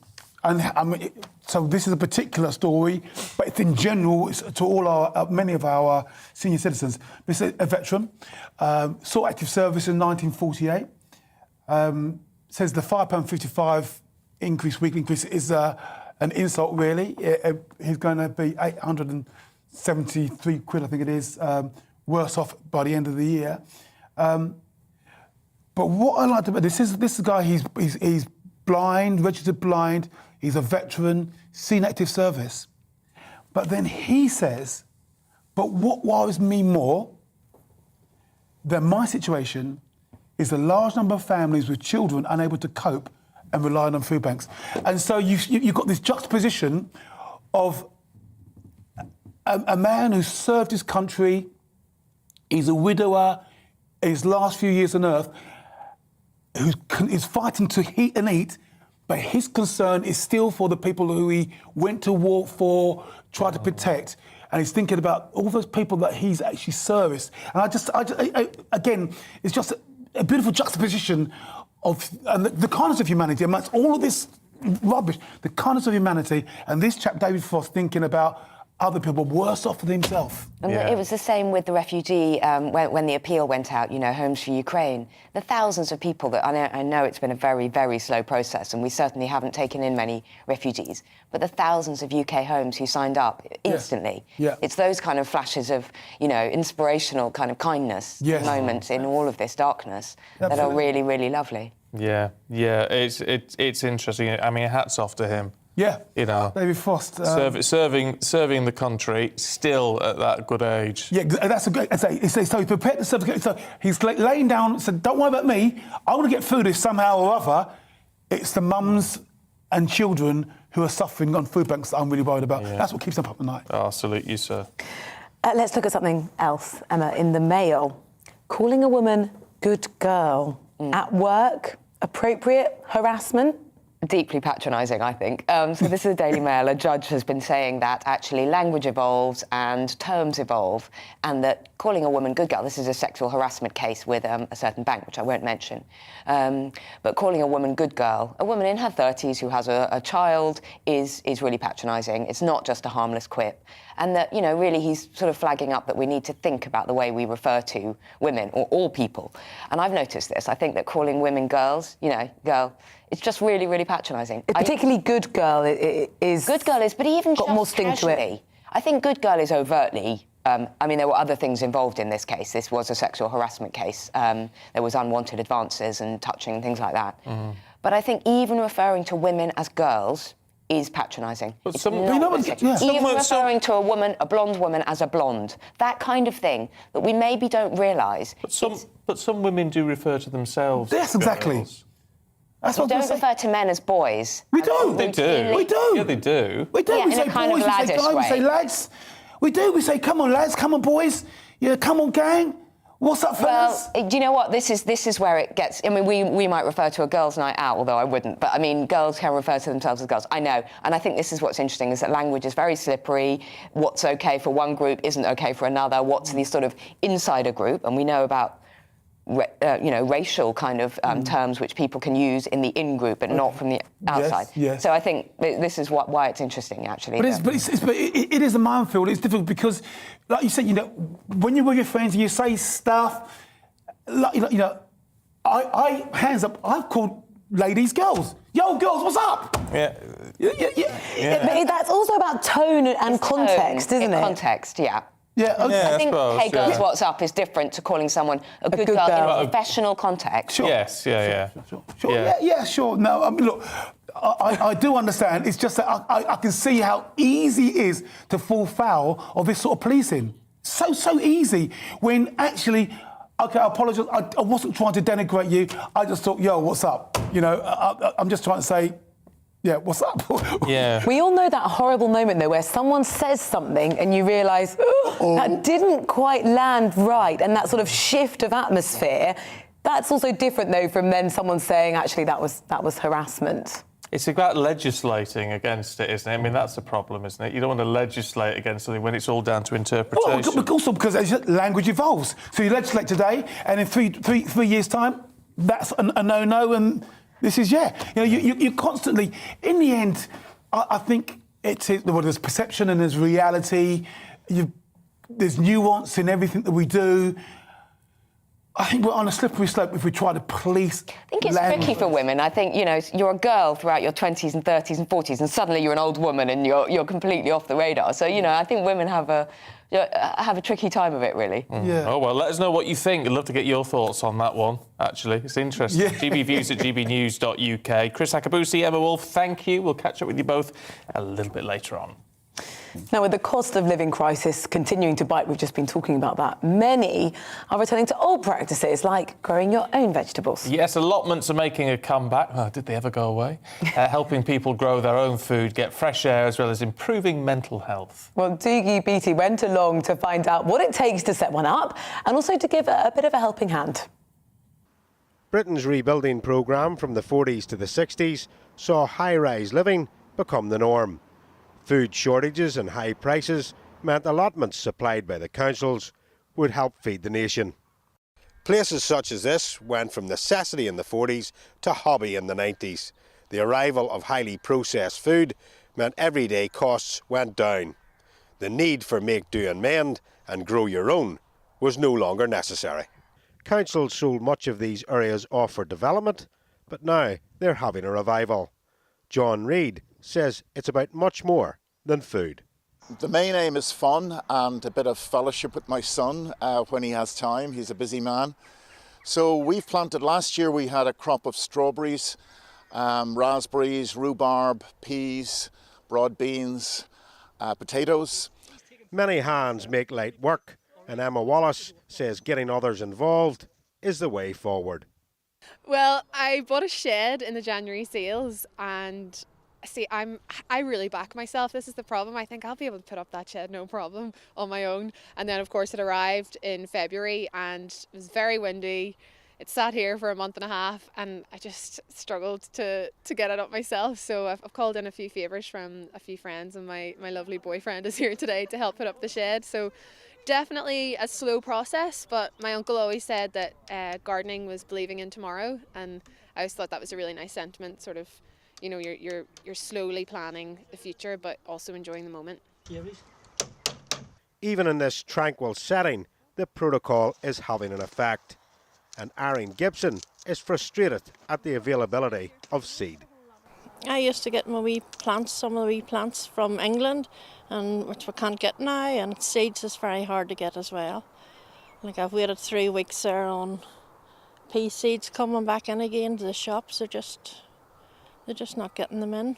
Sisters Margaret and Sharon are on their second year and say it was hard at the start, but it's an excellent weekend activity. We struggled big time, but we really enjoyed it, honestly. From the top of the allotment right down, it was just like a field. Oh, we love it every Saturday. It keeps us away from shops and all sorts. With food prices continuing to rise, allotments may well be the answer to seeing those green shoots of recovery. Growing your own food brings its own rewards, but it takes time, patience and a little bit of help. Dougie Beattie, GB News, County Down. Yeah, lots of hard-earned investment to get those vegetables. Let's get some tips, though, from someone who knows far more than both of us in the studio. Instagram sensation and king of big veg, Gerald Stratford. Thank you very much for talking to us, Gerald. For the absolute beginner, where do you start? That is a hard one. Seeds are pretty easy things to grow. Start off with a radish. They grow very fast. They're nice to eat. You can have lots and lots of different sorts of radish. You can cook them. You can eat them raw. You can eat the leaf and the root. Nothing is wasted. And if you're stuck for space, you can grow one in your kitchen. Said Gerald, I mean, one of the best things about all of this, apart from the fact it's cheaper, it does take a bit of work, but it's cheaper, but there's nothing like the taste of fresh veg, is there? You're correct there. A fresh carrot, you pull it out of the ground and it smells beautiful. And if it smells nice, it will eat nice. It is beautiful. And they're not hard to grow. They take a while. You know, Rome wasn't built in a day.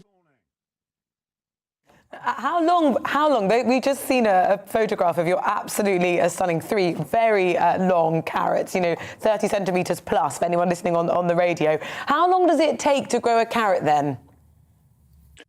I think the ones you're looking at are 55 days. Oh, that's not too bad. That's not bad. I remember the good old days when we used to grow our own veg, Gerald. And I tell you what, me and my brother, when we were picking the peas and podding the peas, fresh peas, raw peas are unbelievable. You can go one step further now and eat pea shoots. Grow peas and just eat the shoots, the leaf in salad. The taste is still the same as your small pea. Have you had any sort of disasters, Gerald? Because we've seen some sort of absolutely stunning vegetables. Anything that's really scuppered you that you can't grow? I struggle with Swedes. All through my life, I've struggled with Swedes. You know, my father used to grow Swedes for animal food, and he used to grow them in a field, and they were football size. But when I try in the garden, I do struggle. I can grow individual Swedes, like this one. Now this one, I'm hoping could make 30, 40 or even 50 pounds. But to grow regular ones in a row in the garden, for some reason, I struggle. When it comes, I mean, you're known as the king of big veg. When it comes to big veg, do they taste as good as the little sweet ones?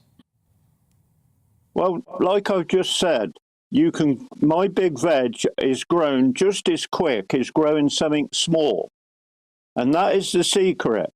Grow something quick. And you need good quality compost, nice fertilizer, you know, and I'm not talking about chemical fertilizers, you know, natural fertilizers, and your vegetables will grow fast. And if they're grown fast, they will taste good. So that's the key. That's the key. Get yourself down the local farmyard and get some decent manure then. Is that the way forward? Proper manure? Yes, well-rotted manure. And one major ingredient, which I use all the time, is rotted down turf.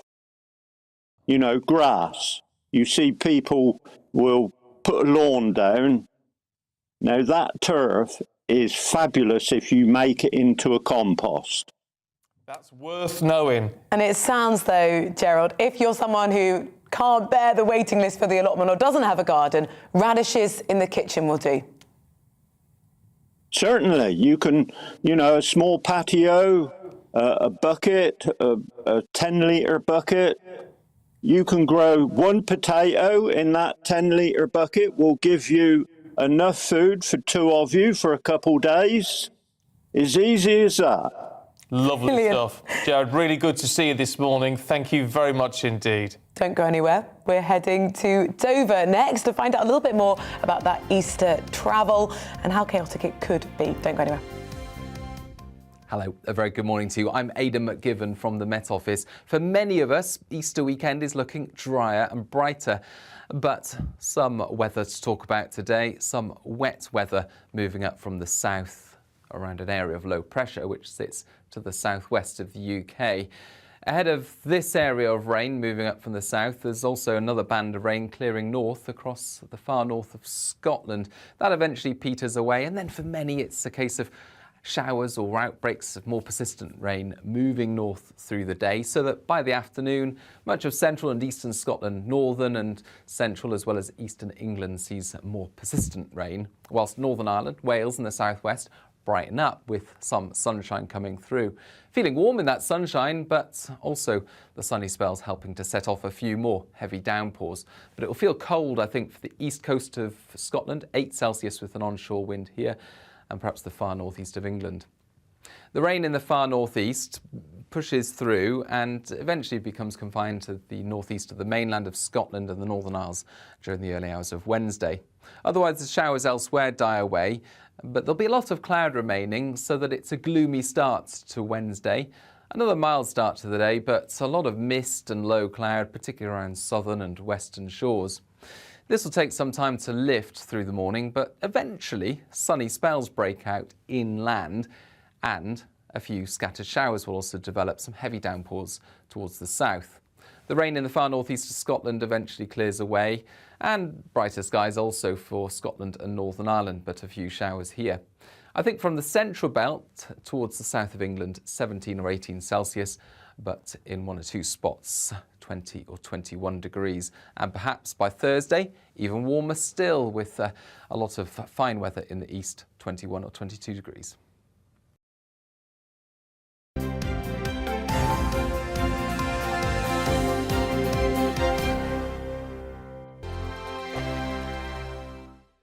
Hello, I'm Michelle Dewberry and you can join me every weekday 6 till 7 on Jubes and Kerr. Me and my panel will get stuck right into the day's events, and I can tell you, in fact, I can warn you, expect some robust debates, some strong opinions and perspectives from both sides of the fence. It's about you at home as well. I love to read out all of your comments, or at least as many as I can. So join me, Michelle Dewberry, Monday to Friday, 6 till 7 on Jubes and Kerr. On radio, they call it the drive time slot, 4 p.m. until 6 p.m. as listeners head home. It's that part of the schedule when the dust of the day's events begin to clarify, and we try to make sense of it for you. Brazier is drive time for radio and TV. It's fast, it's punchy, it's opinionated, there's a Brazier angle and a little bit of levity. That's the question. That's two questions, actually. That's Brazier, Monday to Thursday, 4 till 6 on GB News. Hello, I'm Patrick Christie's. And I'm Mercy Moroki. Make sure that you join us Monday to Thursday, 10 a.m. until midday, right here on GB News for To The Point. We're not afraid to talk about the topics that matter to you, or the big topics that always matter. We cover absolutely everything, from the breaking political stories of the day to law and order, what's going on in the channel. We're not afraid to hold people to account. We always make sure we include your views on our show. Indeed, if you're thinking it, you can guarantee that we're saying it. So make sure you join the conversation with us, 10 a.m. until midday, Monday to Thursday, for To The Point on GB News. I'm Dan Wootton. Join me Monday to Thursday from 9 to 11 for the feistiest and most fun news debate on TV, where free speech reigns. I'll bring you a sharp take on the day's biggest stories, bombshell newsmaker interviews, and A-list guests. And I guarantee you, no spin, no bias, no censorship, and no reason to go to bed. That's Dan Wootton tonight, Monday to Thursdays from 9 on GB News.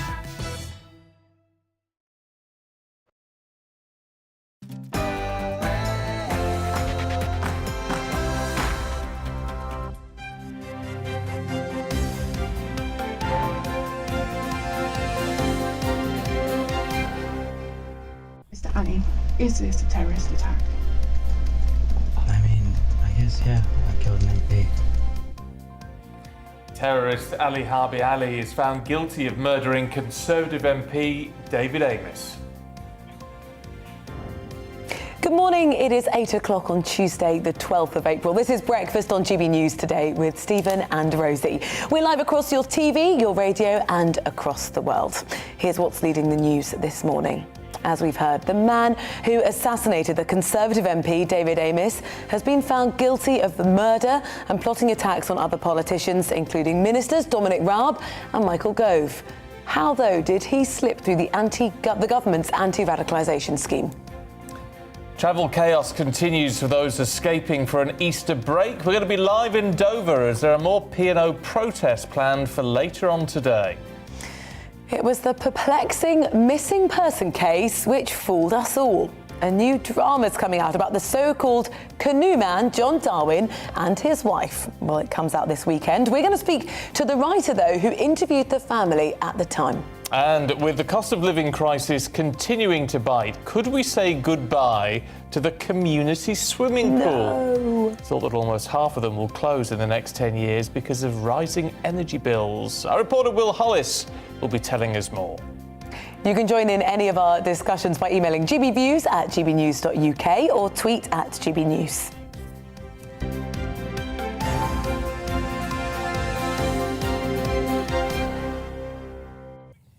Well, our main news this morning, and the man who stabbed Conservative MP David Amess to death has been found guilty of murder. Ali Harbi Ali was convicted of killing the MP in an act he carried out in October of last year. The jury just took 18 minutes to unanimously give their verdict. Well, he was also convicted of plotting to kill other members of Parliament, including the Deputy Prime Minister Dominic Raab, Levelling Up Secretary Michael Gove and Defence Secretary Ben Wallace, as well as the Labour leader Sir Keir Starmer. Now, Ali had previously been cleared by the government's Prevent scheme, but a report by The Guardian is highlighting that he was being radicalised at the same time that happened. Well, the 26-year-old did tell the jury that he killed Sir David because he was amongst the MPs who voted in favour of the bombing of Syria in 2014 and 15. Ali added that he did send a message to other MPs. Well, here to give us his views on this guilty verdict is former senior military intelligence officer Philip Ingram. Thank you very much for speaking to us. You know, what is so terrifying about this is this happened, this radicalisation happened to him at home. What can be done to try and stop that happening to others?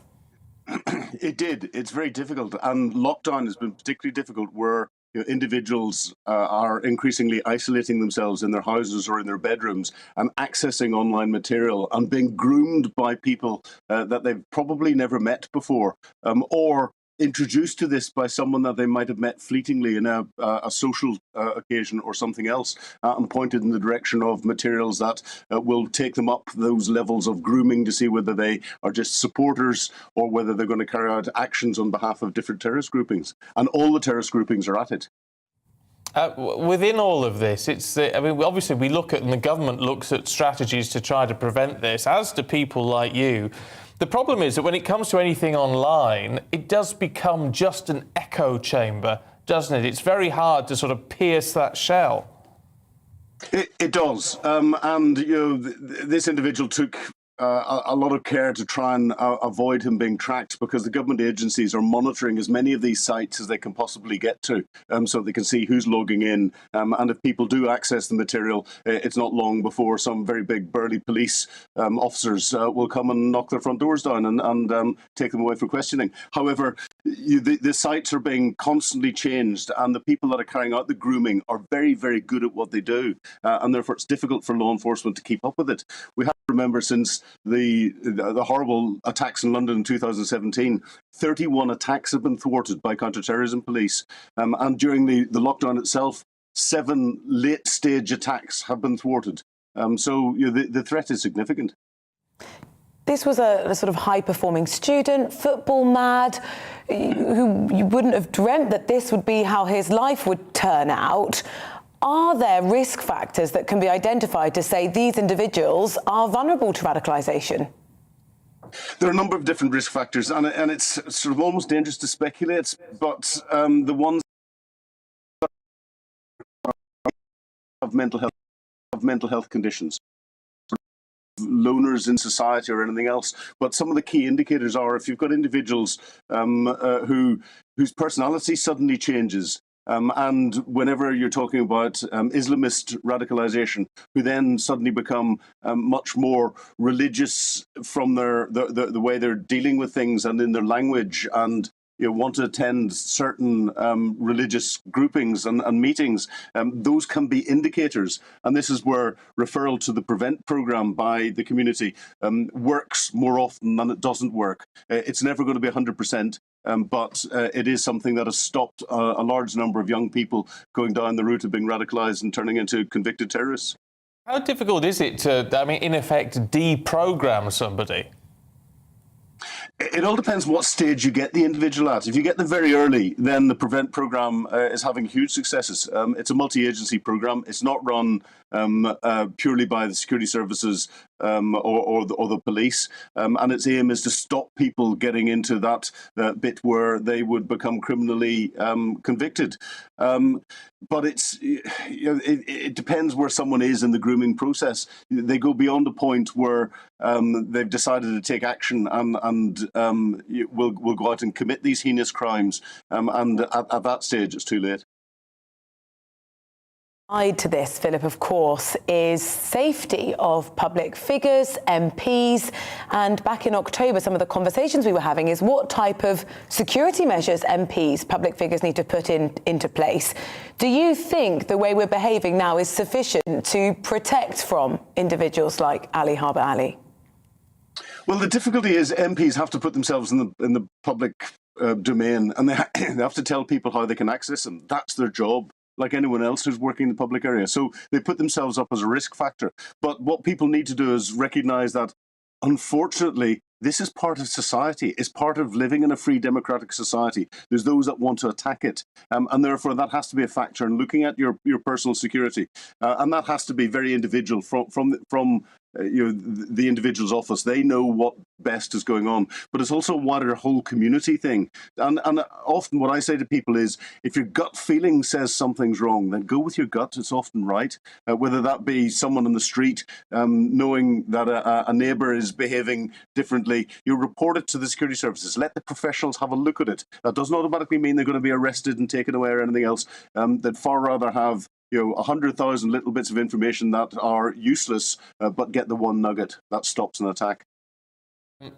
We've been talking to you a lot over recent weeks, of course, about the situation in Ukraine. Can we just return to that with you a little bit? Because obviously we're getting this information out. Liz Truss, the Foreign Secretary, is talking about a potential chemical weapons attack in Mariupol. She's talking about consequences as a result of that.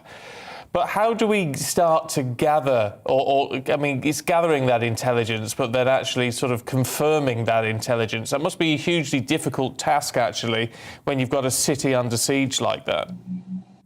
It is difficult, and I'm very sceptical about the reports that are coming out. Even the mayor's office of Mariupol are not confirming the reports and saying this is unconfirmed. The Azov regiment that's in there are a very aggressive regiment and have put up a huge defence against the Russians, and they'll know the international impact of putting a very bland statement out suggesting this, because they want greater NATO involvement. That's how they're going to survive in their particular battle. However, it's very dangerous for us to speculate any further on single source unconfirmed information. And the Secretary of State putting that comment out has just given it a set of legs, which it didn't need at the moment until we get more information and more intelligence. Secret intelligence will be being examined very, very closely by the UK and the United States and others, looking at some of the communications between the Russians in the area, seeing whether there's been any outload of anything that could be used as chemical stocks. But this isn't necessarily a classic military chemical weapon. If it's anything, it could be any chemical that's used in that. It could be accidental, so they'll be looking at the phone conversations that there are on the ground. They'll be looking at social media posts. And we have to remember in Mariupol, the numbers of civilians that have died. There's a Facebook page where individuals are looking for their loved ones, and that Facebook page has got over 140,000 people on it. Thank you so much for speaking to us, Philip Ingram, MB, former senior military intelligence officer. Really appreciate your insight. And do stay with us here on Breakfast at GB News. We're going to be speaking to the Armed Forces Minister, James Heappey, about what happens next and those reports that Liz Truss is trying to verify about potentially the use of chemical weapons in Mariupol. Let's divert our attention briefly, though, to something else now. Tom Harwood is here to talk us through today's big political stories. And Tom, the Chancellor wishes he was away from the headlines. He's not yet, and it's not going to be for a while. Just bring us up to speed. Yesterday, the latest was that he wanted this investigation, and there's a big debate now as looking at, has he done anything wrong? Is he coming forward to say, look, I'm squeaky clean? And where did these leaks come from? Yes, it seems that the reason why the Chancellor is asking for this investigation is because he believes he is fundamentally innocent of charges against him. The problem is that the charges against him aren't necessarily those that he has broken the rules, but he has done something that is not legally improper, but is potentially morally improper with regard to the rest of his wider family as well. It certainly just drags this story on further, this asking for this investigation, which people probably know the outcome of this investigation, of this inquiry into the propriety or otherwise of his and his family's actions. And so this has dragged on, and in an event opening a northern campus for the Treasury yesterday, the Chancellor came under some scrutiny because he didn't invite the media in an open questioning session as you would ordinarily expect. And this is someone who has formerly been wanting to be seen quite open with the media and with taking questions, and he seemed more closed off yesterday. So certainly turbulent waters for the Chancellor. Yes, mind you, I mean, it's a tricky one, because a lot of people, like Shell, Morning Shell, says he's earned all of his wealth through hard work, something Labour despised for some reason. Well, that's Shell's opinion on all of this. And whatever the public view is on that tax situation, there is a bigger problem for him, potentially, isn't there, in the Register of Members' Interest. Now, what should have been declared or not is something the Labour Party is pursuing. And if he has broken that, well, that's technically a resigning matter, isn't it? Well, it could possibly be. There's a bit of ambiguity as to whether he was personally benefiting from something, or, of course, this is a tax affair of his wife that we're talking about as well. But yes, the Chancellor does make rules on tax, of course, that's his job. And so if something wasn't properly declared there may be a question there. Clearly, the Chancellor thinks he hasn't broken a rule, which is why he himself has referred himself for an investigation around this area. The Chancellor obviously in hot water. When something like this happens, of course, the net of scrutiny is cast quite wide.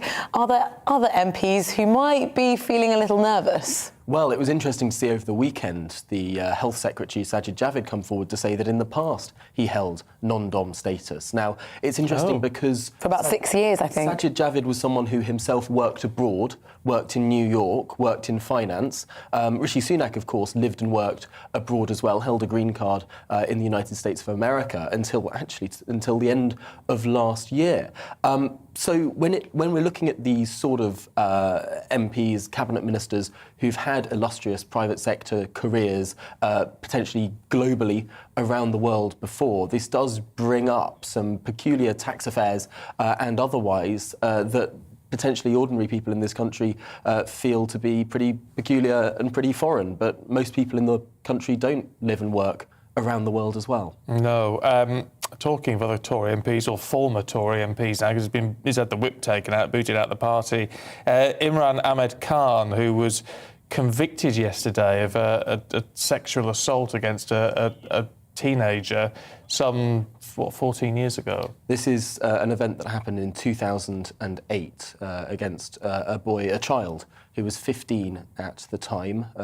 Mr. Ahmed Khan and this victim were both at a party together, and some pretty lurid allegations were put forward of sexual assault. Imran Ahmed Khan was convicted yesterday. He is going to be appealing that conviction. But it's true to say that he is, as things stand, a convicted sex offender serving the people of Wakefield in Parliament. The whip was removed from him when he was convicted. The whip had been suspended several months earlier than that when these allegations surfaced. But a really curious development happened last night, which was the Member of Parliament, Crispin Blunt, a long-serving Conservative Member of Parliament, a former Select Committee chair, someone who chairs an LGBT caucus within Parliament. He put forward a very bizarre statement on his website defending Imran Ahmed Khan, saying that his conviction today is nothing short of an international scandal, adding that it had dreadful wider implications for LGBT plus Muslims around the world. A very curious statement, given that Mr. Blunt hadn't been there at the trial to see those witness statements, hadn't seen the way that the victim broke down in tears at that trial.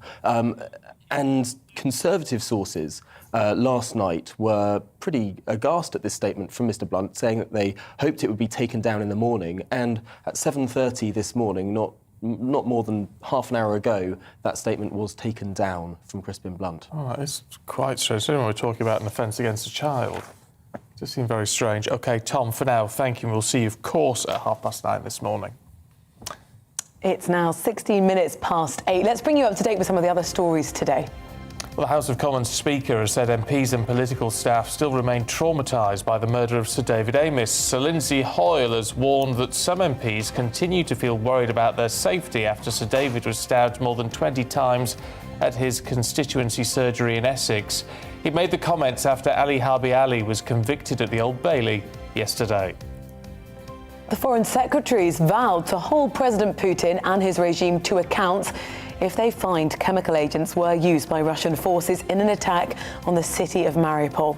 Tweeting, Liz Truss said any such use of weapons would be a callous escalation in this conflict.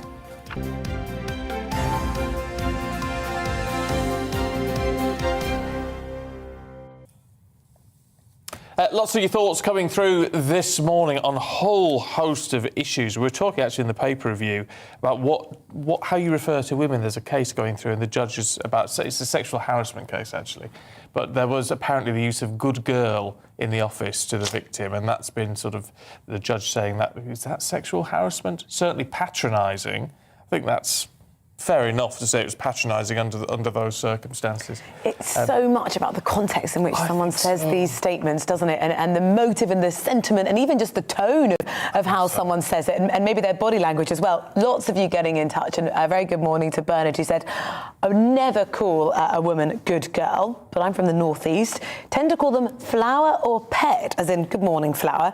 Are you all right, pet? Is this going to be classed as offensive? Oh, well, let's hope not. I mean, I do that. I was saying to you before, wasn't I? Flower, darling, love, treacle.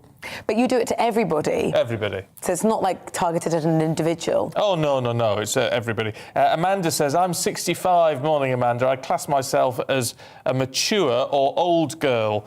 If someone commented good girl to me, I'd take it. I often call the opposite sex of any age from 4 to 95 as boys or lads. Stop making such a fuss. It's context, isn't it? I think with a lot of those things. This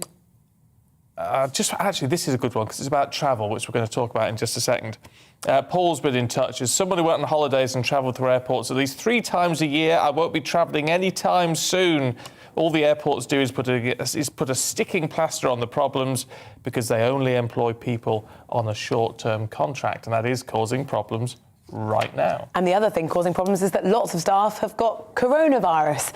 That is one of the things causing major travel chaos, and we're expecting lots of it across the UK as we approach the Easter bank holiday weekend. Yeah, hundreds of flight cancellations, as Rosie was saying, because of COVID. Ferry services have been severely reduced by P&O's recent suspension of services. They're set to restart at the end of the week. Let's talk to our national reporter, Paul Hawkins, who's at Dover. I think we're right in saying, Paul, more P&O protests today. Yeah, morning, Stephen. Morning, Rosie. Yeah, more P&O protests later today because, of course, the ferry has suspended, the operator, I should say, has suspended its ferry services after it sacked 800 staff and then re-employed some staff on temporary contracts, and it has to meet certain standards in order to operate its services. So it's currently going through that stamping, that approval process before it resumes services on Friday, and until that happens, there is a reduced ferry service between Dover and the continent, which has caused problems. Now, you can see behind me, it's not exactly chaos. In fact, traffic is flowing very freely as we enter the port here, but that is because a contraflow system at the southern part of the M20, Operation Brock, is still in process. It's holding lorries there, not as many as last week. There were thousands there last week, there are hundreds there at the moment. It is holding lorries there, and then commuter traffic, holiday maker traffic, which will increase throughout the week as we move towards the Easter period, is being diverted onto quiet little A roads which come through the eastern part of Dover town. So at the moment, the situation is being managed, but traffic numbers are expected to increase with more people trying to head across the continent for their Easter break, especially towards the end of the week. Now, you were mentioning the airports there, you were mentioning that text message from Paul. There have been problems across the airports across the UK. BA axed 64 flights from Heathrow yesterday because of COVID-related staff absences. EasyJet cancelled 25 flights from Gatwick. There are also problems at Birmingham and Manchester, queues to get through passport control, queues to collect your luggage. For the airline industry, it is difficult. You've got the COVID-related staff absences. Also, they've laid off a lot of people because of the pandemic. There was so much unpredictability with the COVID rules and the travel regulations that were in place that have now been lifted for the first time in 2 years, hence why so many people are travelling. But for the airline industry, it's been a very unpredictable period. So they can't hire people on long-term contracts They're now having to very, very hastily try and hire these people. They have to go through security clearance processes. They have to be trained up, but they're trying to put in place those staff numbers so they can deal with the increased demand over the holiday period. There are problems as well, you know, on the railways and at the roads, but you would expect that every year anyway. You know, there are 500 engineering works on the railways. They're expecting the RAC over 20 million people to take to the roads. You'd expect that anyway. But for the airlines, they're still readjusting to life living with COVID. And for the Port of Dover here for Eurotunnel, they're trying to deal with that shortage in ferry services. OK, Paul, thank you very much indeed. We were slightly distracted during that, weren't we, though, sadly, because when we're showing pictures of the airplanes, we've got a director who's a total geek. Naming all the planes. Naming all the planes. What that means, it's tragic. Probably does train watching on the weekend. He's too. such a geek. And would you believe he's a married man? I mean, I can't imagine what his wife sees in him, to be perfectly honest. I mean, it's tragic. You're dodging all the travel chaos because you're working. I'm working, yes. It always helps, I find. So you won't be sort of stuck on the motorway or waiting at an airport through airport security? Well, I tell you what, it'd be all right coming to work because I leave the house at just after 3 o'clock, but it's getting back because I do have to go up the M1 for an hour.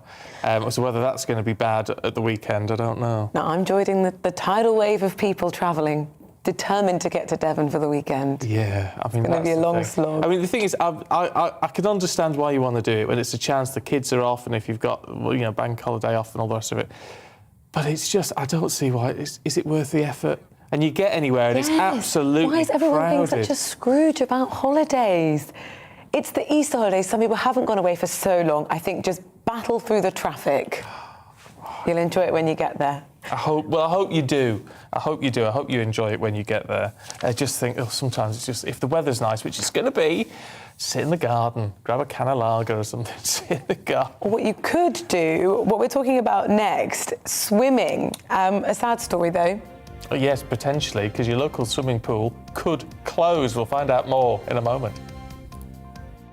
Hello, a very good morning to you. I'm Aidan McGivern from the Met Office. For many of us, Easter weekend is looking drier and brighter, but some weather to talk about today, some wet weather moving up from the south around an area of low pressure which sits to the southwest of the UK. Ahead of this area of rain moving up from the south, there's also another band of rain clearing north across the far north of Scotland. That eventually peters away, and then for many it's a case of showers or outbreaks of more persistent rain moving north through the day, so that by the afternoon, much of central and eastern Scotland, northern and central as well as eastern England sees more persistent rain, whilst Northern Ireland, Wales and the southwest brighten up with some sunshine coming through.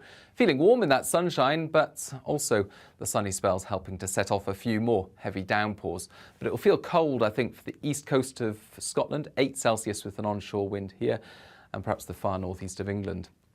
The rain in the far northeast pushes through and eventually becomes confined to the northeast of the mainland of Scotland and the Northern Isles during the early hours of Wednesday.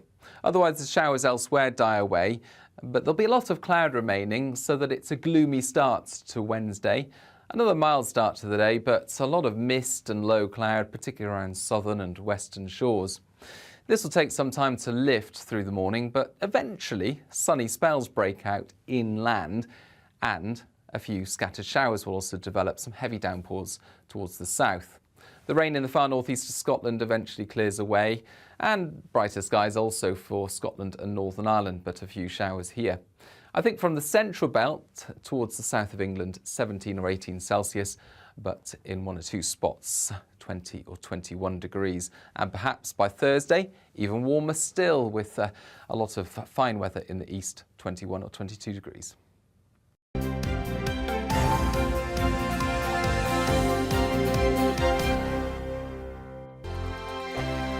Hello, I'm Michelle Dewberry, and you can join me every weekday 6 till 7 on Jubes and Kerr. Me and my panel will get stuck right into the day's events, and I can tell you, in fact, I can warn you, expect some robust debates, some strong opinions and perspectives from both sides of the fence. It's about you at home as well. I love to read out all of your comments, or at least as many as I can. So join me, Michelle Dewberry, Monday to Friday, 6 till 7 on Jubes and Kerr.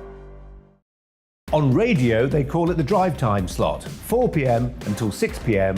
as listeners head home. It's that part of the schedule when the dust of the day's events begin to clarify, and we try to make sense of it for you. Brazier is drive time for radio and TV. It's fast, it's punchy, it's opinionated, there's a Brazier angle and a little bit of levity. That's the question. That's two questions, actually. That's Brazier, Monday to Thursday, 4 till 6 on GB News. Hello, I'm Patrick Christie's. And I'm Mercy Moroki. Make sure that you join us Monday to Thursday, 10 a.m. until midday, right here on GB News for To The Point. We're not afraid to talk about the topics that matter to you or the big topics that always matter. We cover absolutely everything, from the breaking political stories of the day to law and order, what's going on in the channel. We're not afraid to hold people to account. We always make sure we include your views on our show. Indeed, if you're thinking it, you can guarantee that we're saying it. So make sure you join the conversation with us, 10 a.m. until midday, Monday to Thursday, for To The Point on GB News. I'm Dan Wootton. Join me Monday to Thursday from 9 to 11 for the feistiest and most fun news debate on TV, where free speech reigns. I'll bring you a sharp take on the day's biggest stories, bombshell newsmaker interviews, and A-list guests. And I guarantee you, no spin, no bias, no censorship, and no reason to go to bed. That's Dan Wootton Tonight, Monday to Thursdays from 9 on GB News.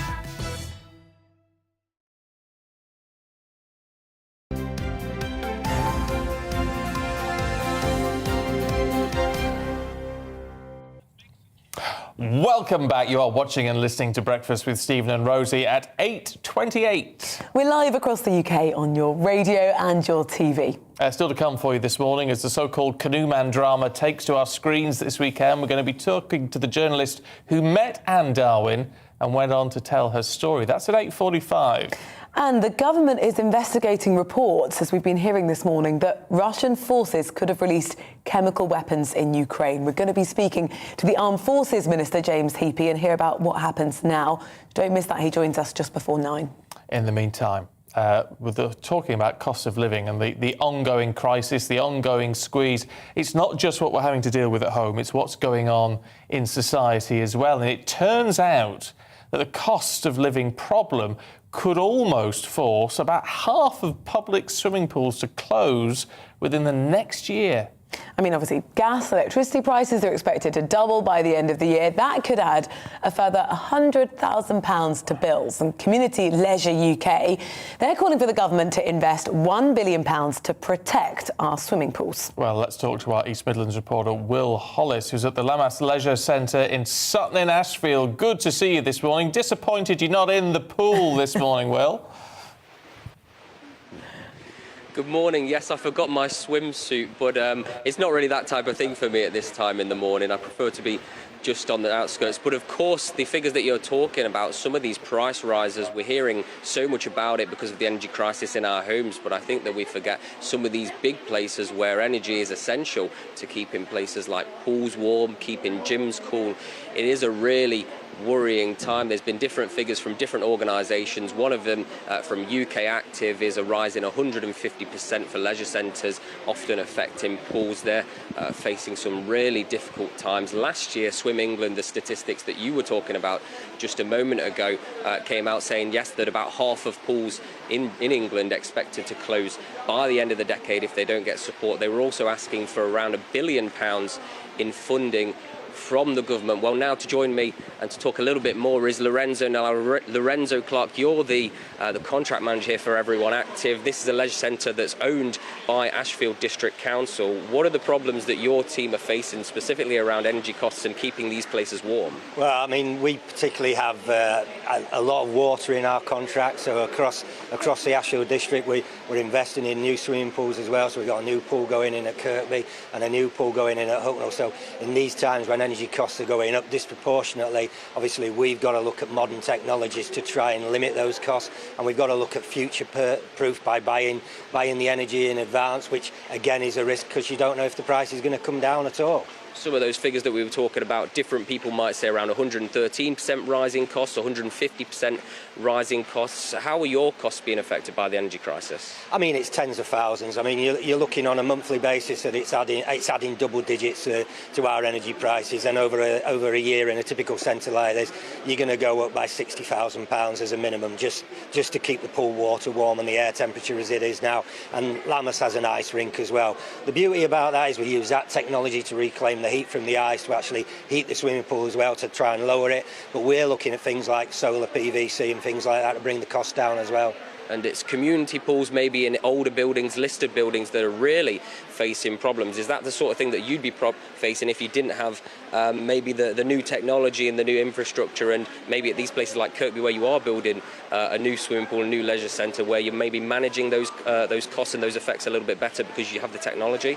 Yeah, I mean, if we were running Victorian pools, or if we were running outdated technology and everything else like that, then you can't limit those costs. You are what you are. You've got old boilers, you've got old systems, you've got brick-based pool buildings and everything else like that, which are just not energy efficient, and you can't make them energy efficient, so your costs are just going to go through the roof, literally straight out. Obviously everybody at home, the audience, can only see what we're doing here. They can't smell. It's a swimming pool. The smell that you get is chlorine, because you need to keep the pool clean. What are the problems that the industry is facing with chlorine at the moment? Well, again, because of the war that's currently going on between Ukraine and Russia, we have chemical supply issues, particularly on the sodium hypochlorite and calcium hypochlorite, so the basis of our chemical that makes our chlorine in the pool. And so at the moment we've got long lead-in times on deliveries, and the costs of that are going up disproportionately as well, because we're having to source new suppliers.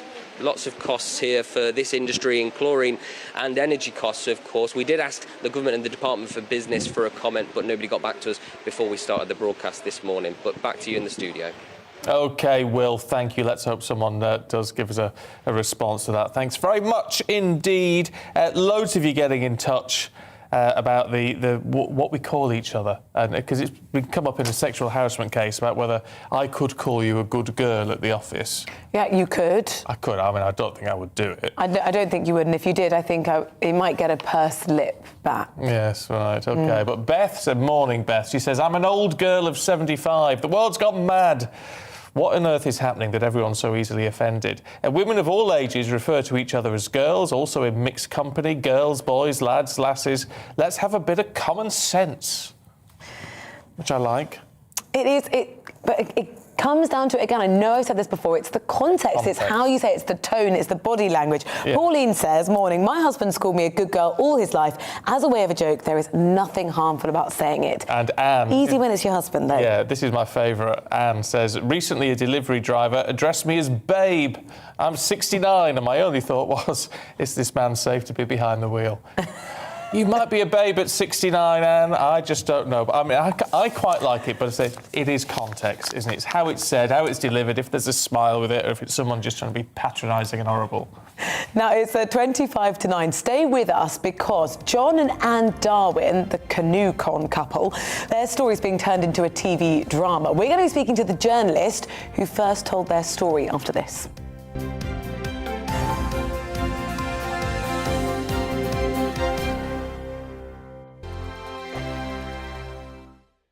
Hello, I'm Michelle Dewberry, and you can join me every weekday 6 till 7 on Jubes and Kerr. Me and my panel will get stuck right into the day's events, and I can tell you, in fact, I can warn you, expect some robust debates, some strong opinions and perspectives from both sides of the fence. It's about you at home as well. I love to read out all of your comments, or at least as many as I can. So join me, Michelle Dewberry, Monday to Friday, 6 till 7 on Jubes and Kerr.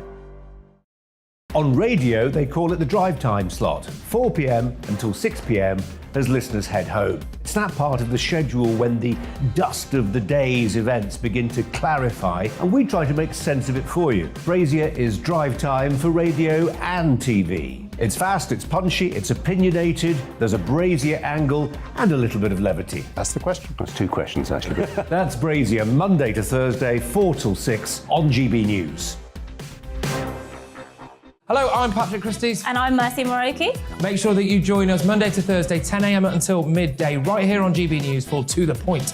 We're not afraid to talk about the topics that matter to you or the big topics that always matter. We cover absolutely everything, from the breaking political stories of the day to law and order, what's going on in the channel. We're not afraid to hold people to account. We always make sure we include your views on our show. Indeed, if you're thinking it, you can guarantee that we're saying it. So make sure you join the conversation with us 10 a.m. until midday, Monday to Thursday, for To The Point on GB News. I'm Dan Wootton. Join me Monday to Thursday from 9 to 11 for the feistiest and most fun news debate on TV, where free speech reigns. I'll bring you a sharp take on the day's biggest stories, bombshell newsmaker interviews, and A-list guests. And I guarantee you, no spin, no bias, no censorship, and no reason to go to bed. That's Dan Wootton tonight, Monday to Thursdays from 9 on GB News.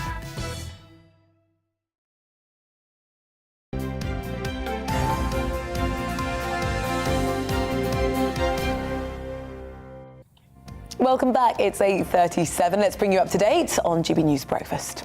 Now, the House of Commons Speaker said MPs and political staff are traumatised still by the murder of Sir David Amess. Sir Lindsay Hoyle has warned that some MPs continue to feel worried about their safety after Sir David was stabbed at a surgery meeting in Essex. He made the comments after Ali Harbi Ali was convicted of murder at the Old Bailey yesterday. The Foreign Secretary has vowed to hold President Putin and his regime to account if they find chemical agents were used by Russian forces in an attack on the city of Mariupol. Tweeting, Liz Truss said any use of weapons like this would be a callous escalation. The Labour Party says it's completely inappropriate for Conservative MP Crispin Blunt to defend his fellow MP Imran Ahmed Khan after his conviction for sexual assault. It was an incident that took place 14 years ago, but the victim was a 15-year-old at the time. Mr. Blunt said Ahmed Khan was the victim of a dreadful miscarriage of justice after the Wakefield MP was found guilty of assaulting that boy. Ahmed Khan has since been expelled from the party. The Labour Party chair, Annalise Dodds, has called Mr. Blunt's comment disgraceful. It seems very odd. Those comments have been taken down by Crispin Blunt, so we'll try and get some clarity on all that. Tom Harwood's going to be looking into it, I should imagine. Let's go through the papers, though, for you this morning. Once again, we're joined by writer and journalist Emma Wolfe and Olympian Chris Akabusi. Morning. Energy prices. Oh, Emma, in the Mirror this morning. I mean, this is the story that just keeps on getting worse, and we know it's going to get worse over the next 12 months. Absolutely, yeah. So the Mirror have got an interview with a couple in their 80s who are literally struggling to heat their homes. They've turned off their heating, and they say they don't know when they'll ever be able to turn it on again. They're in their 80s, and they're even considering going back to work just to make ends meet. They literally are worrying about every penny. I think they said their energy bills have gone up from around £100 a month to nearly £300 a month. And, this is a story that's happening across the country. This isn't just, one elderly couple. It isn't just about pensioners. It's about families with young children and, a lot of people now facing this energy crisis. I mean, they've said, haven't they? I mean, we've been talking for weeks. There's a 52% increase, which is horrific enough. But that's not the case for a lot of people. I mean, what's this, 200%? 200%. And we know we have another significant price rise coming down the line in October, just as we go into another winter. Yeah. And after 2 years of pandemic and people feeling they've just got through that, this energy crisis really is hitting people, in every direction. Awful. Yeah. One of the things we've been hearing about this morning is from the Speaker, Lindsay Hoyle, talking about how MPs are feeling as Ali Harbi Ali was found guilty yesterday of Sir David Amess's murder. But the Telegraph, Chris, have done a profile of this. Well, they describe him as distinctly an average dropout who turned into a then committed killer, and from at home. Yeah. Look, I saw the interview just after the murder, and he was so cold, so matter of fact, so calculated, and the officers were trying to draw something out of him. And then I see that in a trial yesterday, he refused to stand up. So, he's got no respect for our law, for our order, for our politicians. A very average student who wanted to be a doctor, then gets radicalised, then cold-bloodedly stabs the MP, Sir David Amess. Now, I am dead against. I'm dead against the death penalty. I really am. You know, because of all the miscarriages of justice. But if there was somebody that should face that, and I wouldn't want to do it, so, you know, here I am, hand it over to somebody else to do, it'll be a fellow like this, who is, with cold calculation, has gone, and also, talk about the religious arguments. So David, a committed Christian, who's a dedicated politician, who's serving the public, who meets this chap because this chap wants to speak about the churches in his area, ties like that. It's just unforgivable. And I was, you know, it's interesting. I just want to make the point, and I don't know whether you'd agree with me or not, but as you say, is David a committed Christian? Wouldn't he be then the first to say, actually, no to the death penalty? No, 100%. No, 100%. Forgiveness, yes. which actually, I mean, it sounds an almost ridiculous thing to say, but that is the whole point. It should be about forgiveness. Yes, he would turn the other cheek, and you know, forgiveness, all of that. But the thing, politicians, policemen, soldiers. Remember, I don't know how long ago, but those two savages, who hacked a soldier to death. Yeah. You know, that was in there Woolwich, are certain in Woolwich, exactly. There are certain things like that. Look, I am against the death penalty. I am, but this is the sort of thing that makes me think, cold-blooded. I've caught you. There's no way there's a travesty of justice. Oh, it's just awful. Yeah, it is. I mean, it's properly heartbreaking. Yeah, actually. But it's an interesting point, though. I mean, you're absolutely right. Cold-blooded, absolutely calculated, absolutely dead. He drew his victim there, and he knew it. When he walked through that door, he knew what he was going to do. But is that a result of him being a weak character who has just been absolutely indoctrinated? I think the radicalisation is extremely alarming, and that's only got worse during lockdown. We know a lot of people, sort of bedroom indoctrination, just being on their own, online, being groomed, being basically, radicalised. So that's only been getting worse over the last few years. Let's move on to something else. Telegraph. We're looking at... Not very cheery, but... Not cheery, but the pressure being put on GPs to being told, look, you need to pull an extra long shift to take the stress out of A&E. Yeah, so this is new guidance from the NHS. It's on the front of the Telegraph, asking doctors to work longer hours over the Easter break, or around the Easter weekend at least, to make up for the couple of years of pandemic when appointments have been cancelled. Getting an appointment with your GP is virtually impossible these days. The number of complaints about GPs have gone through the roof. The number of complaints about missed appointments and only being able to get a video appointment, which is absolutely no good if you're an elderly person who can't do all of that technology and things like that. There's a major backlog. There's also the COVID crisis. People are still getting really sick with COVID. So yeah, GPs are going to have to work. Some of them last year were only working sort of 2 or 3 day weeks. So yeah, they need to. Well, I know it's a tough job. I know a lot of them work very hard. 100 grand plus a year. Yeah, they're well paid, and they have not all been working full time. But on the other side, though, what you don't want to do is overwork your GP, and then he or she is not really engaged with the customer or the patient, misdiagnosis, tick box exercise. Okay, I did my extra 10 hours, but you don't want that either. You want quality. You want quality from the guy. So I don't know the answer, but I'm sure overworking them is not the answer, not the solution. No. Well, look, it's a fair point. Can we just finish on, because this is one that always fascinates me. Of course, his argument, I have to say. I think I know where this is going. It's the eye. Shoes. Yes. On or off? So glad we got to this. Shoes on or off? I cannot. We're talking about at home, aren't we? Not at work. At home. Do you ask people when they come in your house? Do you ask them to take their shoes off? Do you?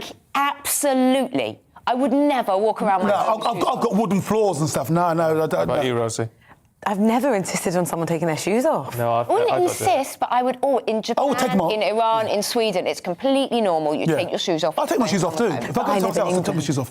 I just wouldn't. Does it not depend on whether you've just had a nice cream carpet put down? No, it depends on the fact that you've been walking around the streets. It's that simple. It doesn't matter whether you have wood or floor or carpet or whatever on your floor. The fact you've been walking around the streets, you take your shoes off when you walk inside your home. So make sure I don't have my holy socks on when I come into your house. Yeah. So what do you do? No, I don't. I mean, I don't take my shoes off. I don't even think about it, to be honest. When the gas man comes or whatever and they say, oh, look at the bottle, do you want me to take my shoes off? I just go, no, don't bother. Yeah.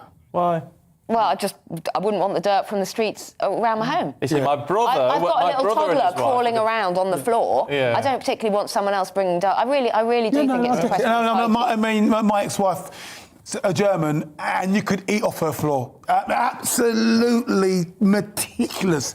And yeah, you definitely took your shoes off when you come into our house. You see, I can only imply from that, Chris, that your house has now gone to wreck and ruin definitely. since those days. Trust me, you can party your way out. Don't worry about that. We'll take that as an invitation. Oh dear, it'd be a great one. Get in touch with that one, on or off. Let us know. Keep them busy throughout the rest of the day. It's a great one. Look, it's been really good to see you both this morning, Chris, Emma. Thank you both very much indeed. Now it's coming up to 10 minutes to 9. Let's go back to one of our serious top stories this morning. There are unverified reports, we must stress that at this point, that Russian forces have used chemical weapons in an attack on the besieged city of Mariupol. Yeah, it comes after the Prime Minister went to the country for talks, as we well know now, with the Ukrainian President. Joining us now is Minister for the Armed Forces, James Heappey. Good morning to you. It's good to see you. Now, we haven't got clarification yet, but the Foreign Secretary said there would be consequences if that had been the case. What consequences are we talking about? What could we actually do? Well, look, as the Prime Minister said the other week, there is real value in ambiguity because I think there's a deterrent effect on President Putin if he knows that all options are on the table, but we don't give him the opportunity to make a judgment over whether any particular response is worth doing it in the first place. But all options on the table means everything that it sounds like, and that's an important thing for him to know. It's an important thing for Ukrainians to know. It's an important thing for British citizens to know. How confident do you feel that we're actually going to be able to ascertain what's happened? Well, reasonably confident. I think that there are, overnight, defence intelligence here in London haven't been able to verify, and nor have our colleagues in intelligence agencies around the world. And in fact, nor have the Ukrainians been able to verify it yet. President Zelensky only referred to reports of the use of chemical weapons rather than himself saying they definitely had been used. Clearly, we will rely heavily on evidence from the Ukrainians, but there are other ways which I wouldn't want to discuss on air that we'll be able to gather some evidence as well. How concerned are you, and how concerned is the government at what we are seeing the Russians do at the moment? I don't mean in the specific attacks, horrific as they are, but in the regrouping that we're seeing taking place? So I suppose it's an interesting answer because I'm concerned in that I think that the fighting that is going to happen this spring and this summer in the Donbass is going to be extremely violent and will be quite a big army on quite a big army. I'm relieved that the Russians have clearly abandoned their original plans and that Kyiv and central Ukraine will no longer be directly in this conflict, that everything is going to be focused on the Donbass. And already we're seeing life in Kyiv start to return to normal. So in that sense, it's a good thing. But I also think there's a big opportunity because I think Putin's hubris has defined much of what has happened in the conflict so far. And I think his hubris is at play in the plan that the Russians now appear to be executing. They clearly have the May the 9th victory parade in mind as a date by which they need to have achieved something. And so I think that what we're going to find is Russian forces being thrown into the Donbass at a time of year when the ground is incredibly muddy. The time to do armoured manoeuvre in Ukraine is either in the dead of winter when the ground is frozen or in the height of summer when the ground is hard. And I think what we're about to see is long Russian armoured columns stuck on roads. And as we saw north of Kyiv 3 weeks ago, that presents some pretty easy pickings for the Ukrainians. If there is an opportunity, how do we exploit that? By sending as many anti-tank weapons as we can and encouraging our allies around the world to do likewise. And that's exactly what we've been doing, as well as anti-aircraft weapons. The Prime Minister's also announced we're going to send anti-ship weapons, and we're sending 120 armoured vehicles. which Ukrainian troops will arrive in the UK shortly to begin training on. In terms of those armoured vehicles, correct me if I'm wrong, my sources are telling me that these are Spartans that we're sending out, except we don't have any. We gave them all to Latvia. No, that's incorrect. We've got lots of Spartans. Your source might be referring to a light reconnaissance vehicle called a Scimitar, which we sold to Latvia, but even then we didn't sell all of them. The capability that we have offered to the Ukrainians, and my counterpart, Vladimir Hakramov, was here in the UK last Tuesday, and we took him down to Salisbury Plain to look at all of this stuff and explain what it did. They will get, in the first tranche, 35 Spartans plus a number of armoured ambulances and recovery vehicles, and then around 80 protected mobility vehicles that we bought for the Afghanistan conflict, but we think would be very useful as a means of moving people and materiel through artillery barrages to the front line. OK, look, Minister, it's really good to talk to you this morning. Thank you very much. Thank you very much indeed. Of course, we'll have more developments on this story. We have to say those reports haven't been confirmed, and not by the UK nor by Ukraine. But as we follow the developments, we'll bring them to you here. Right now, it's 8:52. Now, we promised this story, and you will definitely remember it. The missing person case, that certainly wasn't all it seemed. John Darwin, as you probably know him as the Canoe Man, will have his story told now in a new ITV drama this weekend. Well, the man responsible for telling their story was journalist David Lee. Before we have a speak to him, because he's here in the studio, let's have a quick look at a trailer for The Thief, His Wife and the Canoe. It's on TV this Sunday. All I ever wanted was a simple life. I'm going to fake my death. What could be simpler? I begged him to turn himself in. Where have you decided to live when it's all calmed down? Next bloody door! Genius! Hopes are fading in the search for John Darwin. We should never give up hope, should we, Mum? He'll be absolutely fine. Full English, please. It was all going to his plan. Gotcha! You want me to exploit people's genuine sin? Well, let's talk to David Lee, who's here. It's really good to see you. I mean, it's funny because, I mean, it's got a comedic value to it, the show, hasn't it? Because it is almost laughable as well as being tragic. It is, really. It's a very sad story, but it's just so absurd and so unbelievable. But yeah, I mean, it has comedic elements, definitely. The fact that he could have got away with what he got away with for almost 6 years. So yeah, I mean, it's one of those stories that's got everything. It's got heartbreak and happiness and a lot of sadness. Mm. Let's go back. This scoop you get. You find Anne in Panama, persuade her to talk to you. Just how did that go? And how difficult was it for you to say to her, time to tell the truth? Well, yeah, I mean, it was strange. I mean, I've lived in Miami for the last 18 years, so I was just a 2-hour flight from Tocumen Airport in Panama.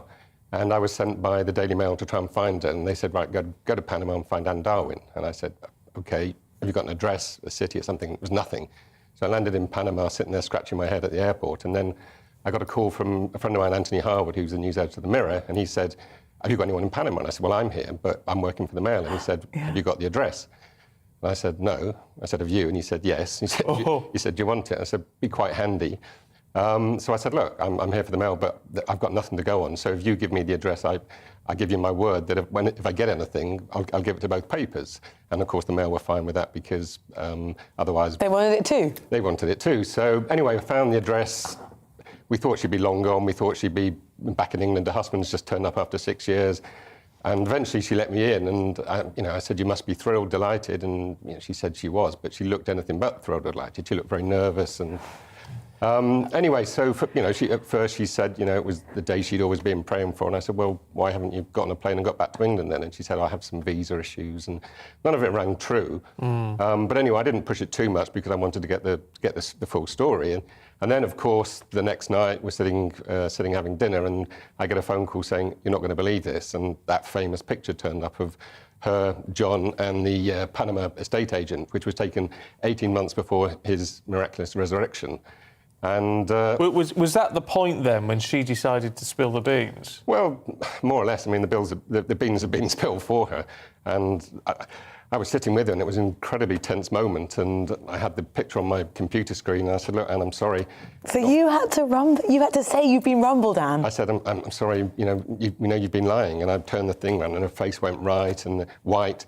And then she started crying and she broke down, and that was the moment her whole sort of fantasy world came crashing down. Amidst all of this, I mean, I don't know if you had any contact with the boys through all of it, but I mean, that to me was the big heartbreak, that they thought their father was dead. Well, that was the hardest thing of the whole story, because she'd lied to the boys for almost 6 years, and that's why I think there was so much hatred and anger towards her, because they say, how on earth could you have done that, lied to your own family? I mean, you can't contemplate lying to your own children.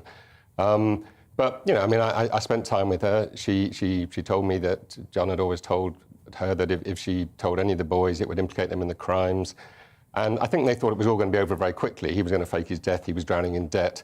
So, he'll be declared dead, they'll get the money, and then he'll come back. And they thought it was going to be a matter of months. And she was bullied and coerced into doing what she did. I have no doubt whatsoever. I have a lot of sympathy for her. And it was really hard, because although I was a journalist and getting these amazing stories, I was watching her life disintegrate. She was disowned by everyone, her sons, her family. And, I felt an emotional attachment to her, and I wanted her to be okay. And when everybody did desert her, I flew back to England. She was arrested and got a 6.5-year jail sentence. And I wrote to her in prison. I went to visit her, and, I said, look, you've got to be strong. Time heals, and, keep asking the boys for forgiveness, which she did. And, she I think there's this perception that she was sitting on the beach drinking pina coladas and having the life of Riley. She wasn't. She dreaded every day. And I think when it actually ended, it was a massive relief for her. Yeah. Look, I mean, it's just the most incredible story. You've got to look forward to seeing that in a drama form. David Lee, it's really good to talk to you. Thank you very much indeed. Thank you. Don't go anywhere. Lots to come, from improving blood circulation to aiding mental health. We'll be discovering cold water therapy. That's next.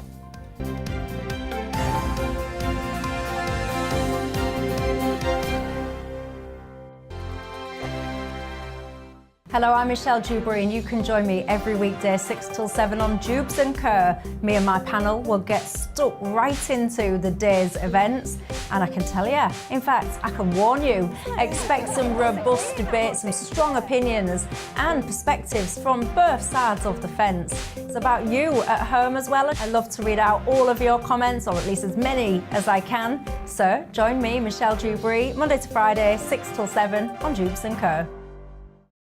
On radio, they call it the drive time slot, 4 p.m. until 6 p.m. as listeners head home. It's that part of the schedule when the dust of the day's events begin to clarify, and we try to make sense of it for you. Brazier is drive time for radio and TV. It's fast, it's punchy, it's opinionated, there's a Brazier angle and a little bit of levity. That's the question. That's two questions, actually. That's Brazier, Monday to Thursday, 4 till 6 on GB News. Hello, I'm Patrick Christie's. And I'm Mercy Moroki. Make sure that you join us Monday to Thursday, 10 a.m. until midday, right here on GB News for To The Point. We're not afraid to talk about the topics that matter to you, or the big topics that always matter. We cover absolutely everything, from the breaking political stories of the day to law and order, what's going on in the channel. We're not afraid to hold people to account. We always make sure we include your views on our show. Indeed, if you're thinking it, you can guarantee that we're saying it. So make sure you join the conversation with us, 10 a.m. until midday, Monday to Thursday, for To The Point on GB News. I'm Dan Wootton. Join me Monday to Thursday from 9 to 11 for the feistiest and most fun news debate on TV, where free speech reigns. I'll bring you a sharp take on the day's biggest stories, bombshell newsmaker interviews, and A-list guests. And I guarantee you, no spin, no bias, no censorship, and no reason to go to bed. That's Dan Wootton tonight, Monday to Thursdays from 9 on GB News.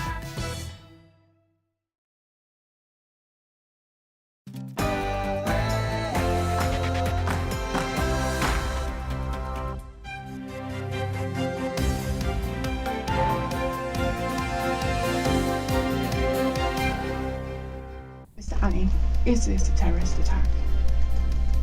I mean, I guess, yeah. I killed an MP. Terrorist Ali Harbi Ali is found guilty of murdering Conservative MP David Amess.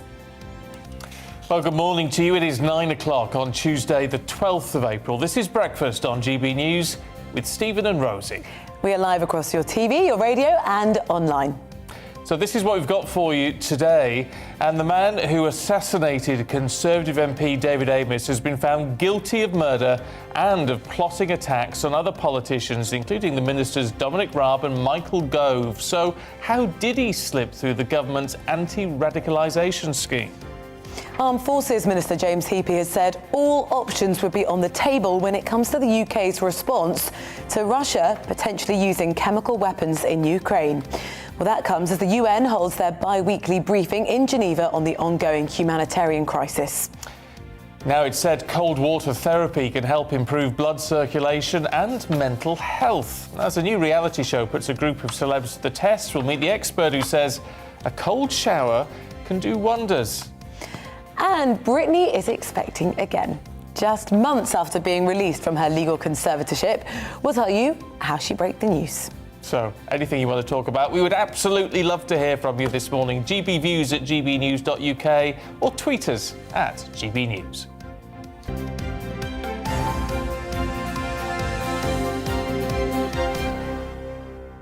So our main news today, and the man who stabbed Conservative MP David Amess to death has been found guilty of murder. Ali Harbi Ali was convicted of killing the veteran MP, an act he carried out in October last year. Now, the jury took just 18 minutes to unanimously decide its verdict. Now, he's also been convicted of plotting to kill other high-profile members of Parliament, including Deputy Prime Minister Dominic Raab, Levelling Up Secretary Michael Gove and the Defence Secretary Ben Wallace, as well as Labour leader Sir Keir Starmer. Now, Ali had previously been cleared by the government's Prevent scheme. The 26-year-old told the jury he killed Sir David because he was among the MPs who voted in favour of bombing in Syria in 2014 and 15.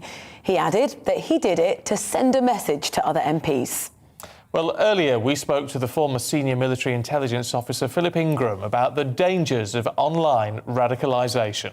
Lockdown has been particularly difficult where individuals are increasingly isolating themselves in their houses or in their bedrooms and accessing online material and being groomed by people that they've probably never met before, or introduced to this by someone that they might have met fleetingly in a social occasion or something else, and pointed in the direction of materials that will take them up those levels of grooming to see whether they are just supporters or whether they're going to carry out actions on behalf of different terrorist groupings. And all the terrorist groupings are at it. This individual took a lot of care to try and avoid him being tracked, because the government agencies are monitoring as many of these sites as they can possibly get to, so they can see who's logging in. And if people do access the material, it's not long before some very big burly police officers will come and knock their front doors down and take them away for questioning. However, the sites are being constantly changed, and the people that are carrying out the grooming are very, very good at what they do, and therefore it's difficult for law enforcement to keep up with it.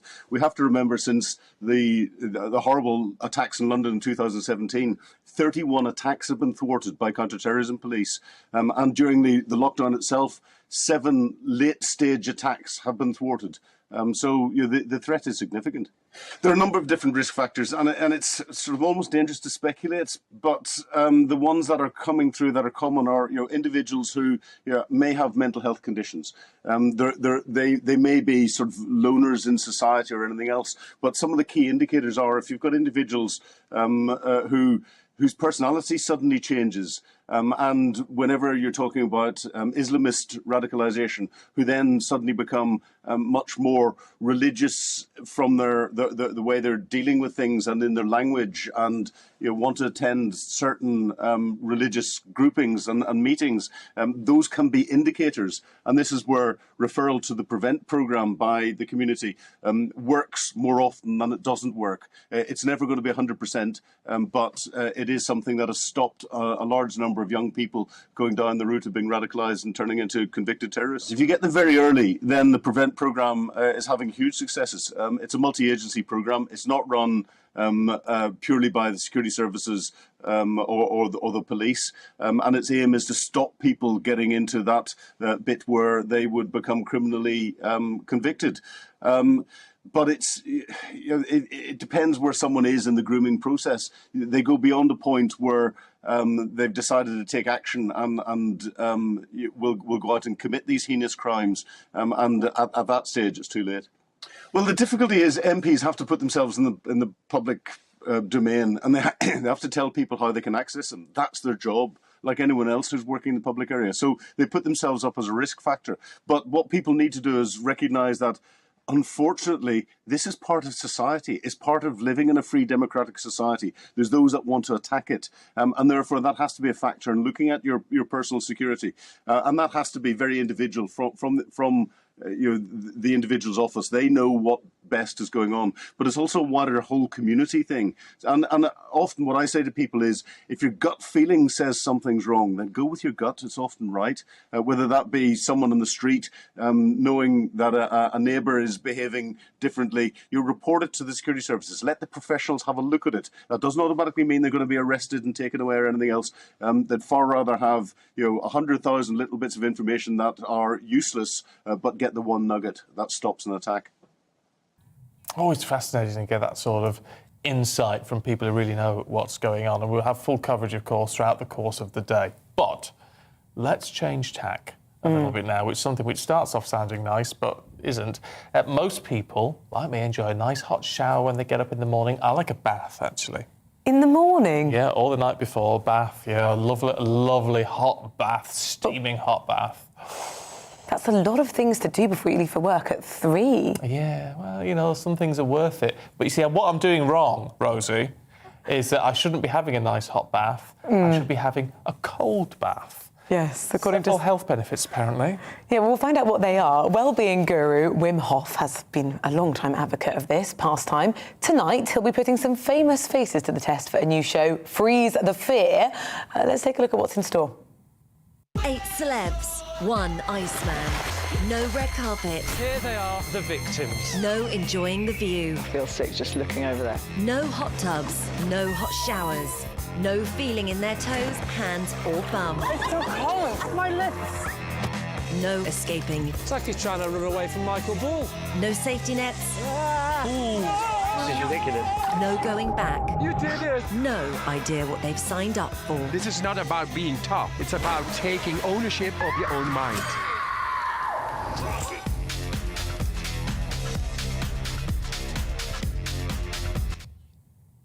Now, one of my friends is in that. I had no idea he was doing it, Owain Wynne Evans, and it's, hats off to him for giving it a whirl. Should we all be doing it? Let's talk to the founder of Chill UK, Michael Morris. It looks horrific, Michael. Well, that did look horrific. You're absolutely right. I think that to go for a cold shower in the morning is a great thing to do. There are a lot of health benefits that we're looking into now, and we're putting proof behind the pudding. The most important thing is that you have to do it gradually. So, for instance, if you're going to go into the cold shower, make it sort of lukewarm on the first few days, and then colder and colder and colder.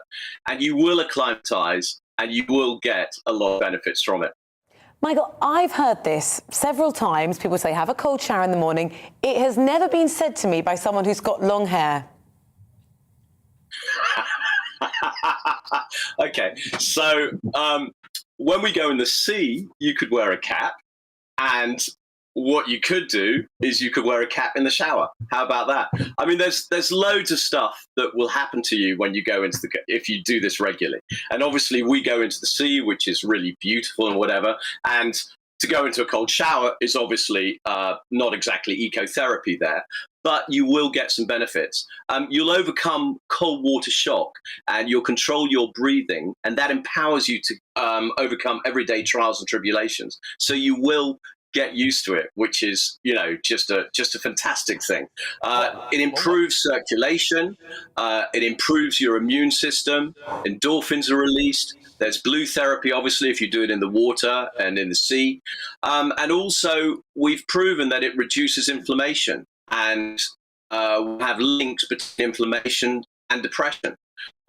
So there's also group therapy. I'm not saying that there's going to be group therapy in the shower, obviously, unless you're in there with someone else. And also it's about having fun. Again, but it's all about doing it gradually. And it's very, very important. You don't do anything sort of, immediately, as it were. Does it ever get nice? Or is it just the case of when you've done it, when you've finished, you feel better? Is it ever a nice experience at the time? Yes, it is. Basically, we get in, we do a lot of this on the beach, and I'm referring to beach stuff, and you get in very, very gradually. And if you do that, it's sort of, the whole body sort of tingles, and you will get used to it, and you will enjoy it. So the first time you go in, say, and I wouldn't recommend it overly at this time of the year, might be in July or August when the air temperature is much hotter. You will only be in there for about 3 or 4 minutes, and it might be a little bit painful. But if you bear with it, you go in gradually, and as you go in, you basically wash your head, wash your arms, wash your legs, and you get used to it. And you will find that you will enjoy it while you're in there. And I've just been in with some people who regularly go in, and they're up to half an hour in 7 degrees. Half an hour in 7 degrees. And I promise you, they were floating on their back and they were looking up. If you come to North Devon, I'm happy to take you in, and you will see that, I promise you, you will enjoy it. And it is quite amazing. And you build up this acclimatization, but you do it gradually.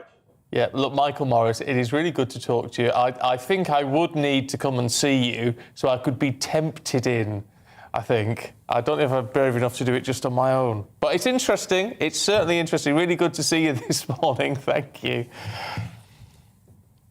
Thank you very much. Goodbye. You do hear these people who say, and I've heard it, actually, I can't remember the books, but it's in some novel that I was reading as well, where they sort of say you have your shower, you have like a warm shower, and then at the end of it, you turn it down to 0, and for a couple of minutes... Have a blast. And apparently that's like having about 6 espressos from waking you up in the morning. The people who are converted to it are then very evangelistic about it. They do desperately try to persuade you. My brother-in-law is the same, saying, "Oh, really? You've got to do it, but I just..." It's the thought of it. As a kid, I used to swim in the lakes up north, and they were very cold. And you did feel... But that's not like setting you up for a cosy start to the day. Sometimes I can be in a cold shower and I want to cry. Pathetic, probably. No. I can sympathise with that. I'm a glutton for the heat. I like things hot, which isn't good. That's why I'm walking about with a hot water bottle permanently at home at the minute. Right, let's bring you up to speed with what else is happening today. It is at 13 minutes past 9. Here are your headlines. The House of Commons Speaker has said MPs and political staff still remain traumatised by the murder of Sir David Amess. Sir Lindsay Hoyle has warned some MPs continue to feel worried about their safety after Sir David was stabbed at his surgery in Essex. He made the comments after Ali Harbi Ali was convicted of murder at the Old Bailey yesterday. The Armed Forces Minister, James Heappey, has told us that all options would be on the table for how the West would respond if Russia uses chemical weapons in Ukraine. Here's what he had to say earlier this morning. Knows that all options are on the table, but we don't give him the opportunity to make a judgment over whether any particular response is worth doing it in the first place. But all options on the table means everything that it sounds like, and that's an important thing for him to know. It's an important thing for Ukrainians to know. It's important. Meghan, the Duchess of Sussex, will join Prince Harry at the Invictus Games in the Netherlands this weekend. A spokesperson confirms she will be at the international competition in The Hague for the first few days, but it comes, of course, after Harry and Meghan missed the Duke of Edinburgh's memorial service last month.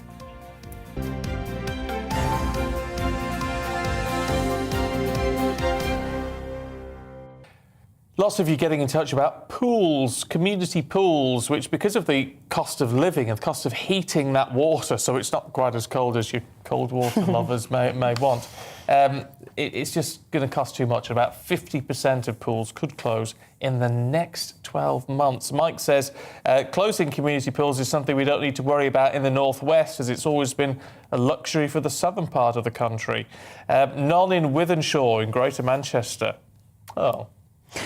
Hippie of Harefield says, I'm not surprised the pools are closing. They've got stupid rules. Kids aren't allowed to go and play in the pools during the holidays, and they're too expensive. No sympathy here. Pools need to get a grip and let people enjoy themselves. Paul says, I'm not a user of swimming pools, but if our government won't support them to stay open, they'll not get my vote. A national disgrace. Also, a lot of people, doctors, getting a hold of your GP, which is not an easy thing to do. And there's all this talk in the papers that the GPs themselves might have to work longer hours to take some of the pressure off A&E at the moment. Rob says, my wife tried to get a GP appointment recently and was told she could have a phone conversation in 4 weeks. They're still using COVID as an excuse to do as little as possible while still milking money from it. Barbara, though, good morning. Thanks for getting in touch. Every time I go to my doctor's surgery, it's empty. I cannot believe they're overworked. Do they just not do appointments anymore unless they're forced to? And we also talk about shoes on or off in the house. And do you insist on visitors to the house take their shoes on and off? Wendy, I'll get to Sarah in a minute. Wendy says, my mother-in-law walked dog mess up my stairs. My children were babies. We had to rip the carpet up.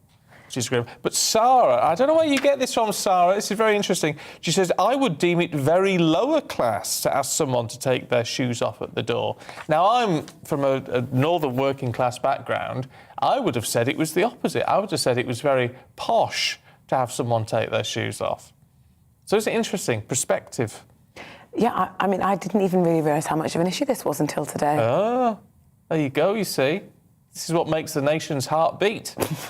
There you go. So it's interesting. Anyway, get in touch. Let us know what you think about all of this. GBviews at gbnews.uk. Don't go anywhere, because we've got all the latest showbiz gossip coming up next, including Britney's baby number 3. That's after this.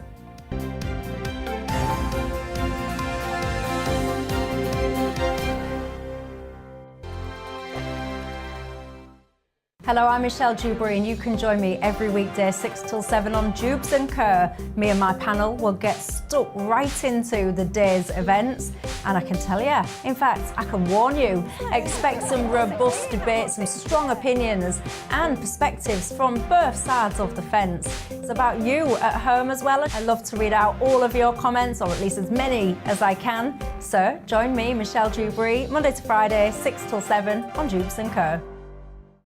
On radio, they call it the drive time slot, 4 p.m. until 6 p.m.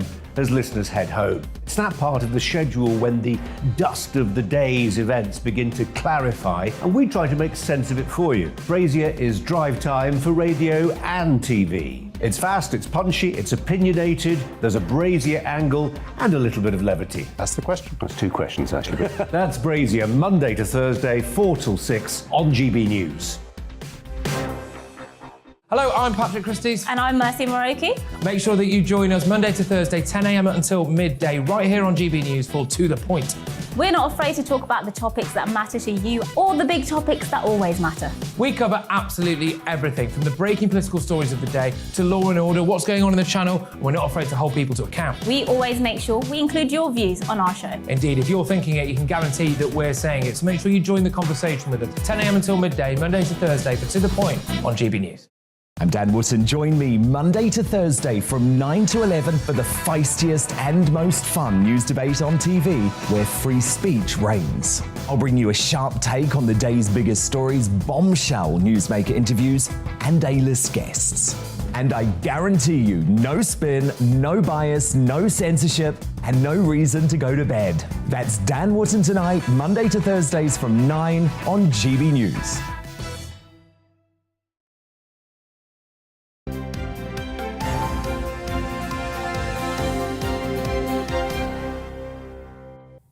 Oh, lots of showbiz going on this morning, which we like. It entertains us no end. You won't believe it. It's Stephanie Tetchy's here, as always. Thank you. Good morning, Stephen and Rosie. Now, Brittany. Oh, baby, baby. Oh, no, stop. She is preggers as can be. Sorry, guys. Third time round. Third time round, and it's long overdue for Britney because under her father's conservatorship, Britney actually admitted in court that she was on birth control and she was taking medication which stopped her becoming pregnant.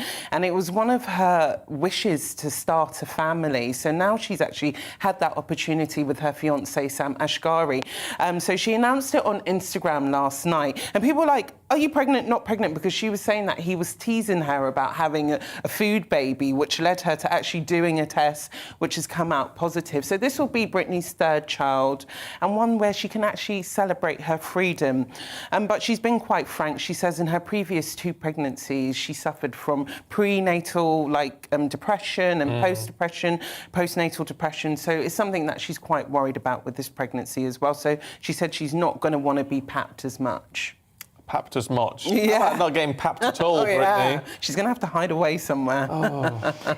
A really bitter story, the defamation case. Yeah. Johnny Depp, Amber Heard, back in court. Oh, this is when love goes wrong, definitely. So Amber Heard wrote an article for the Washington Post in 2018 talking about domestic violence and the implications it has on women. She didn't name Johnny Depp in it, but he says that it implied him in it. And so he's now taken her to court for libel and saying that because of that article, he hasn't been able to get as much roles. But to be honest, he had this big case with The Sun last year about them alleging that he was a wife beater, which he lost, and he's lost roles in Pirates of the Caribbean and also Fantastic Beasts and Where to Find Them. So now he's trying to get damages of £38.2 million from Amber.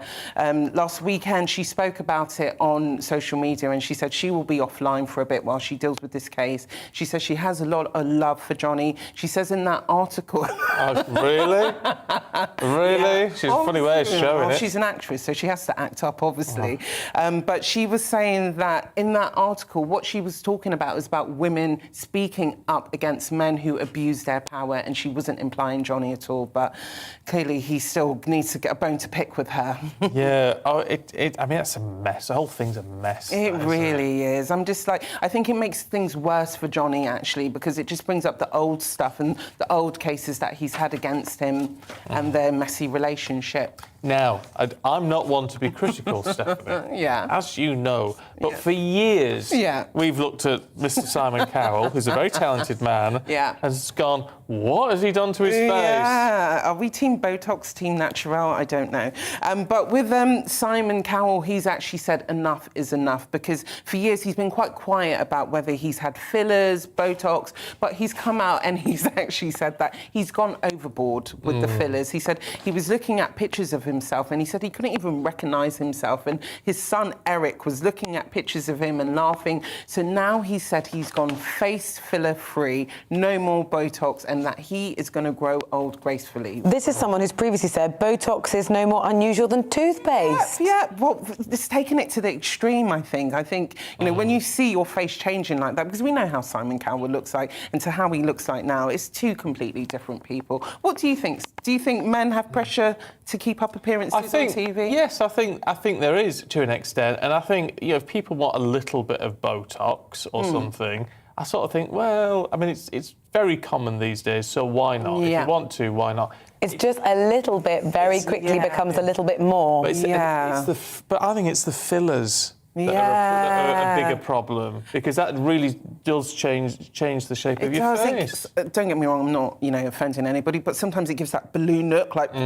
And it's just like, you can't even tell if their face is relaxed because they've got this constant balloons in cheeks look. But each of their own. I can understand the desire to do it, put it that way. But I am reaching a point now where I sort of think, because I'm thinking of myself, it's a purely selfish view. You think, you have got to grow old gracefully. Yeah, you do. It's like with the hair, you know. I could dye my hair, but please. No, don't. You're a silver fox, It looks, Stephen. I can tell you now, it looks darker on camera than it does in real life. No, you are beautiful. Like a badger. I am like a badger. No, but heat or eat, or stay in a hotel, Stephanie? Gosh, heat or eat for me. I cannot afford to stay in a luxury hotel. No. Noel Gallagher, I don't understand what's going on with him, but he's moved his family from Hampshire to live in the London's Claridge's Hotel. Usually I wouldn't name the hotel, but he said it himself.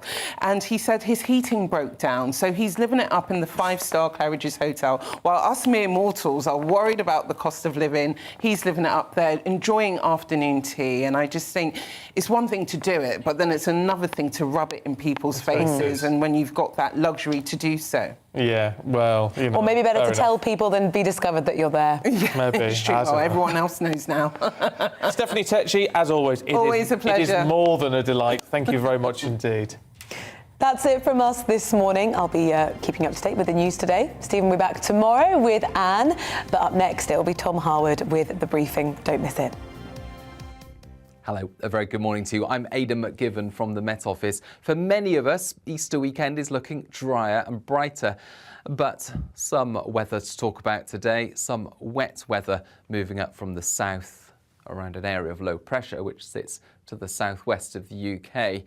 Ahead of this area of rain moving up from the south, there's also another band of rain clearing north across the far north of Scotland. That eventually peters away, and then for many it's a case of showers or outbreaks of more persistent rain moving north through the day, so that by the afternoon, much of central and eastern Scotland, northern and central as well as eastern England sees more persistent rain, whilst Northern Ireland, Wales and the southwest brighten up with some sunshine coming through. Feeling warm in that sunshine, but also the sunny spells helping to set off a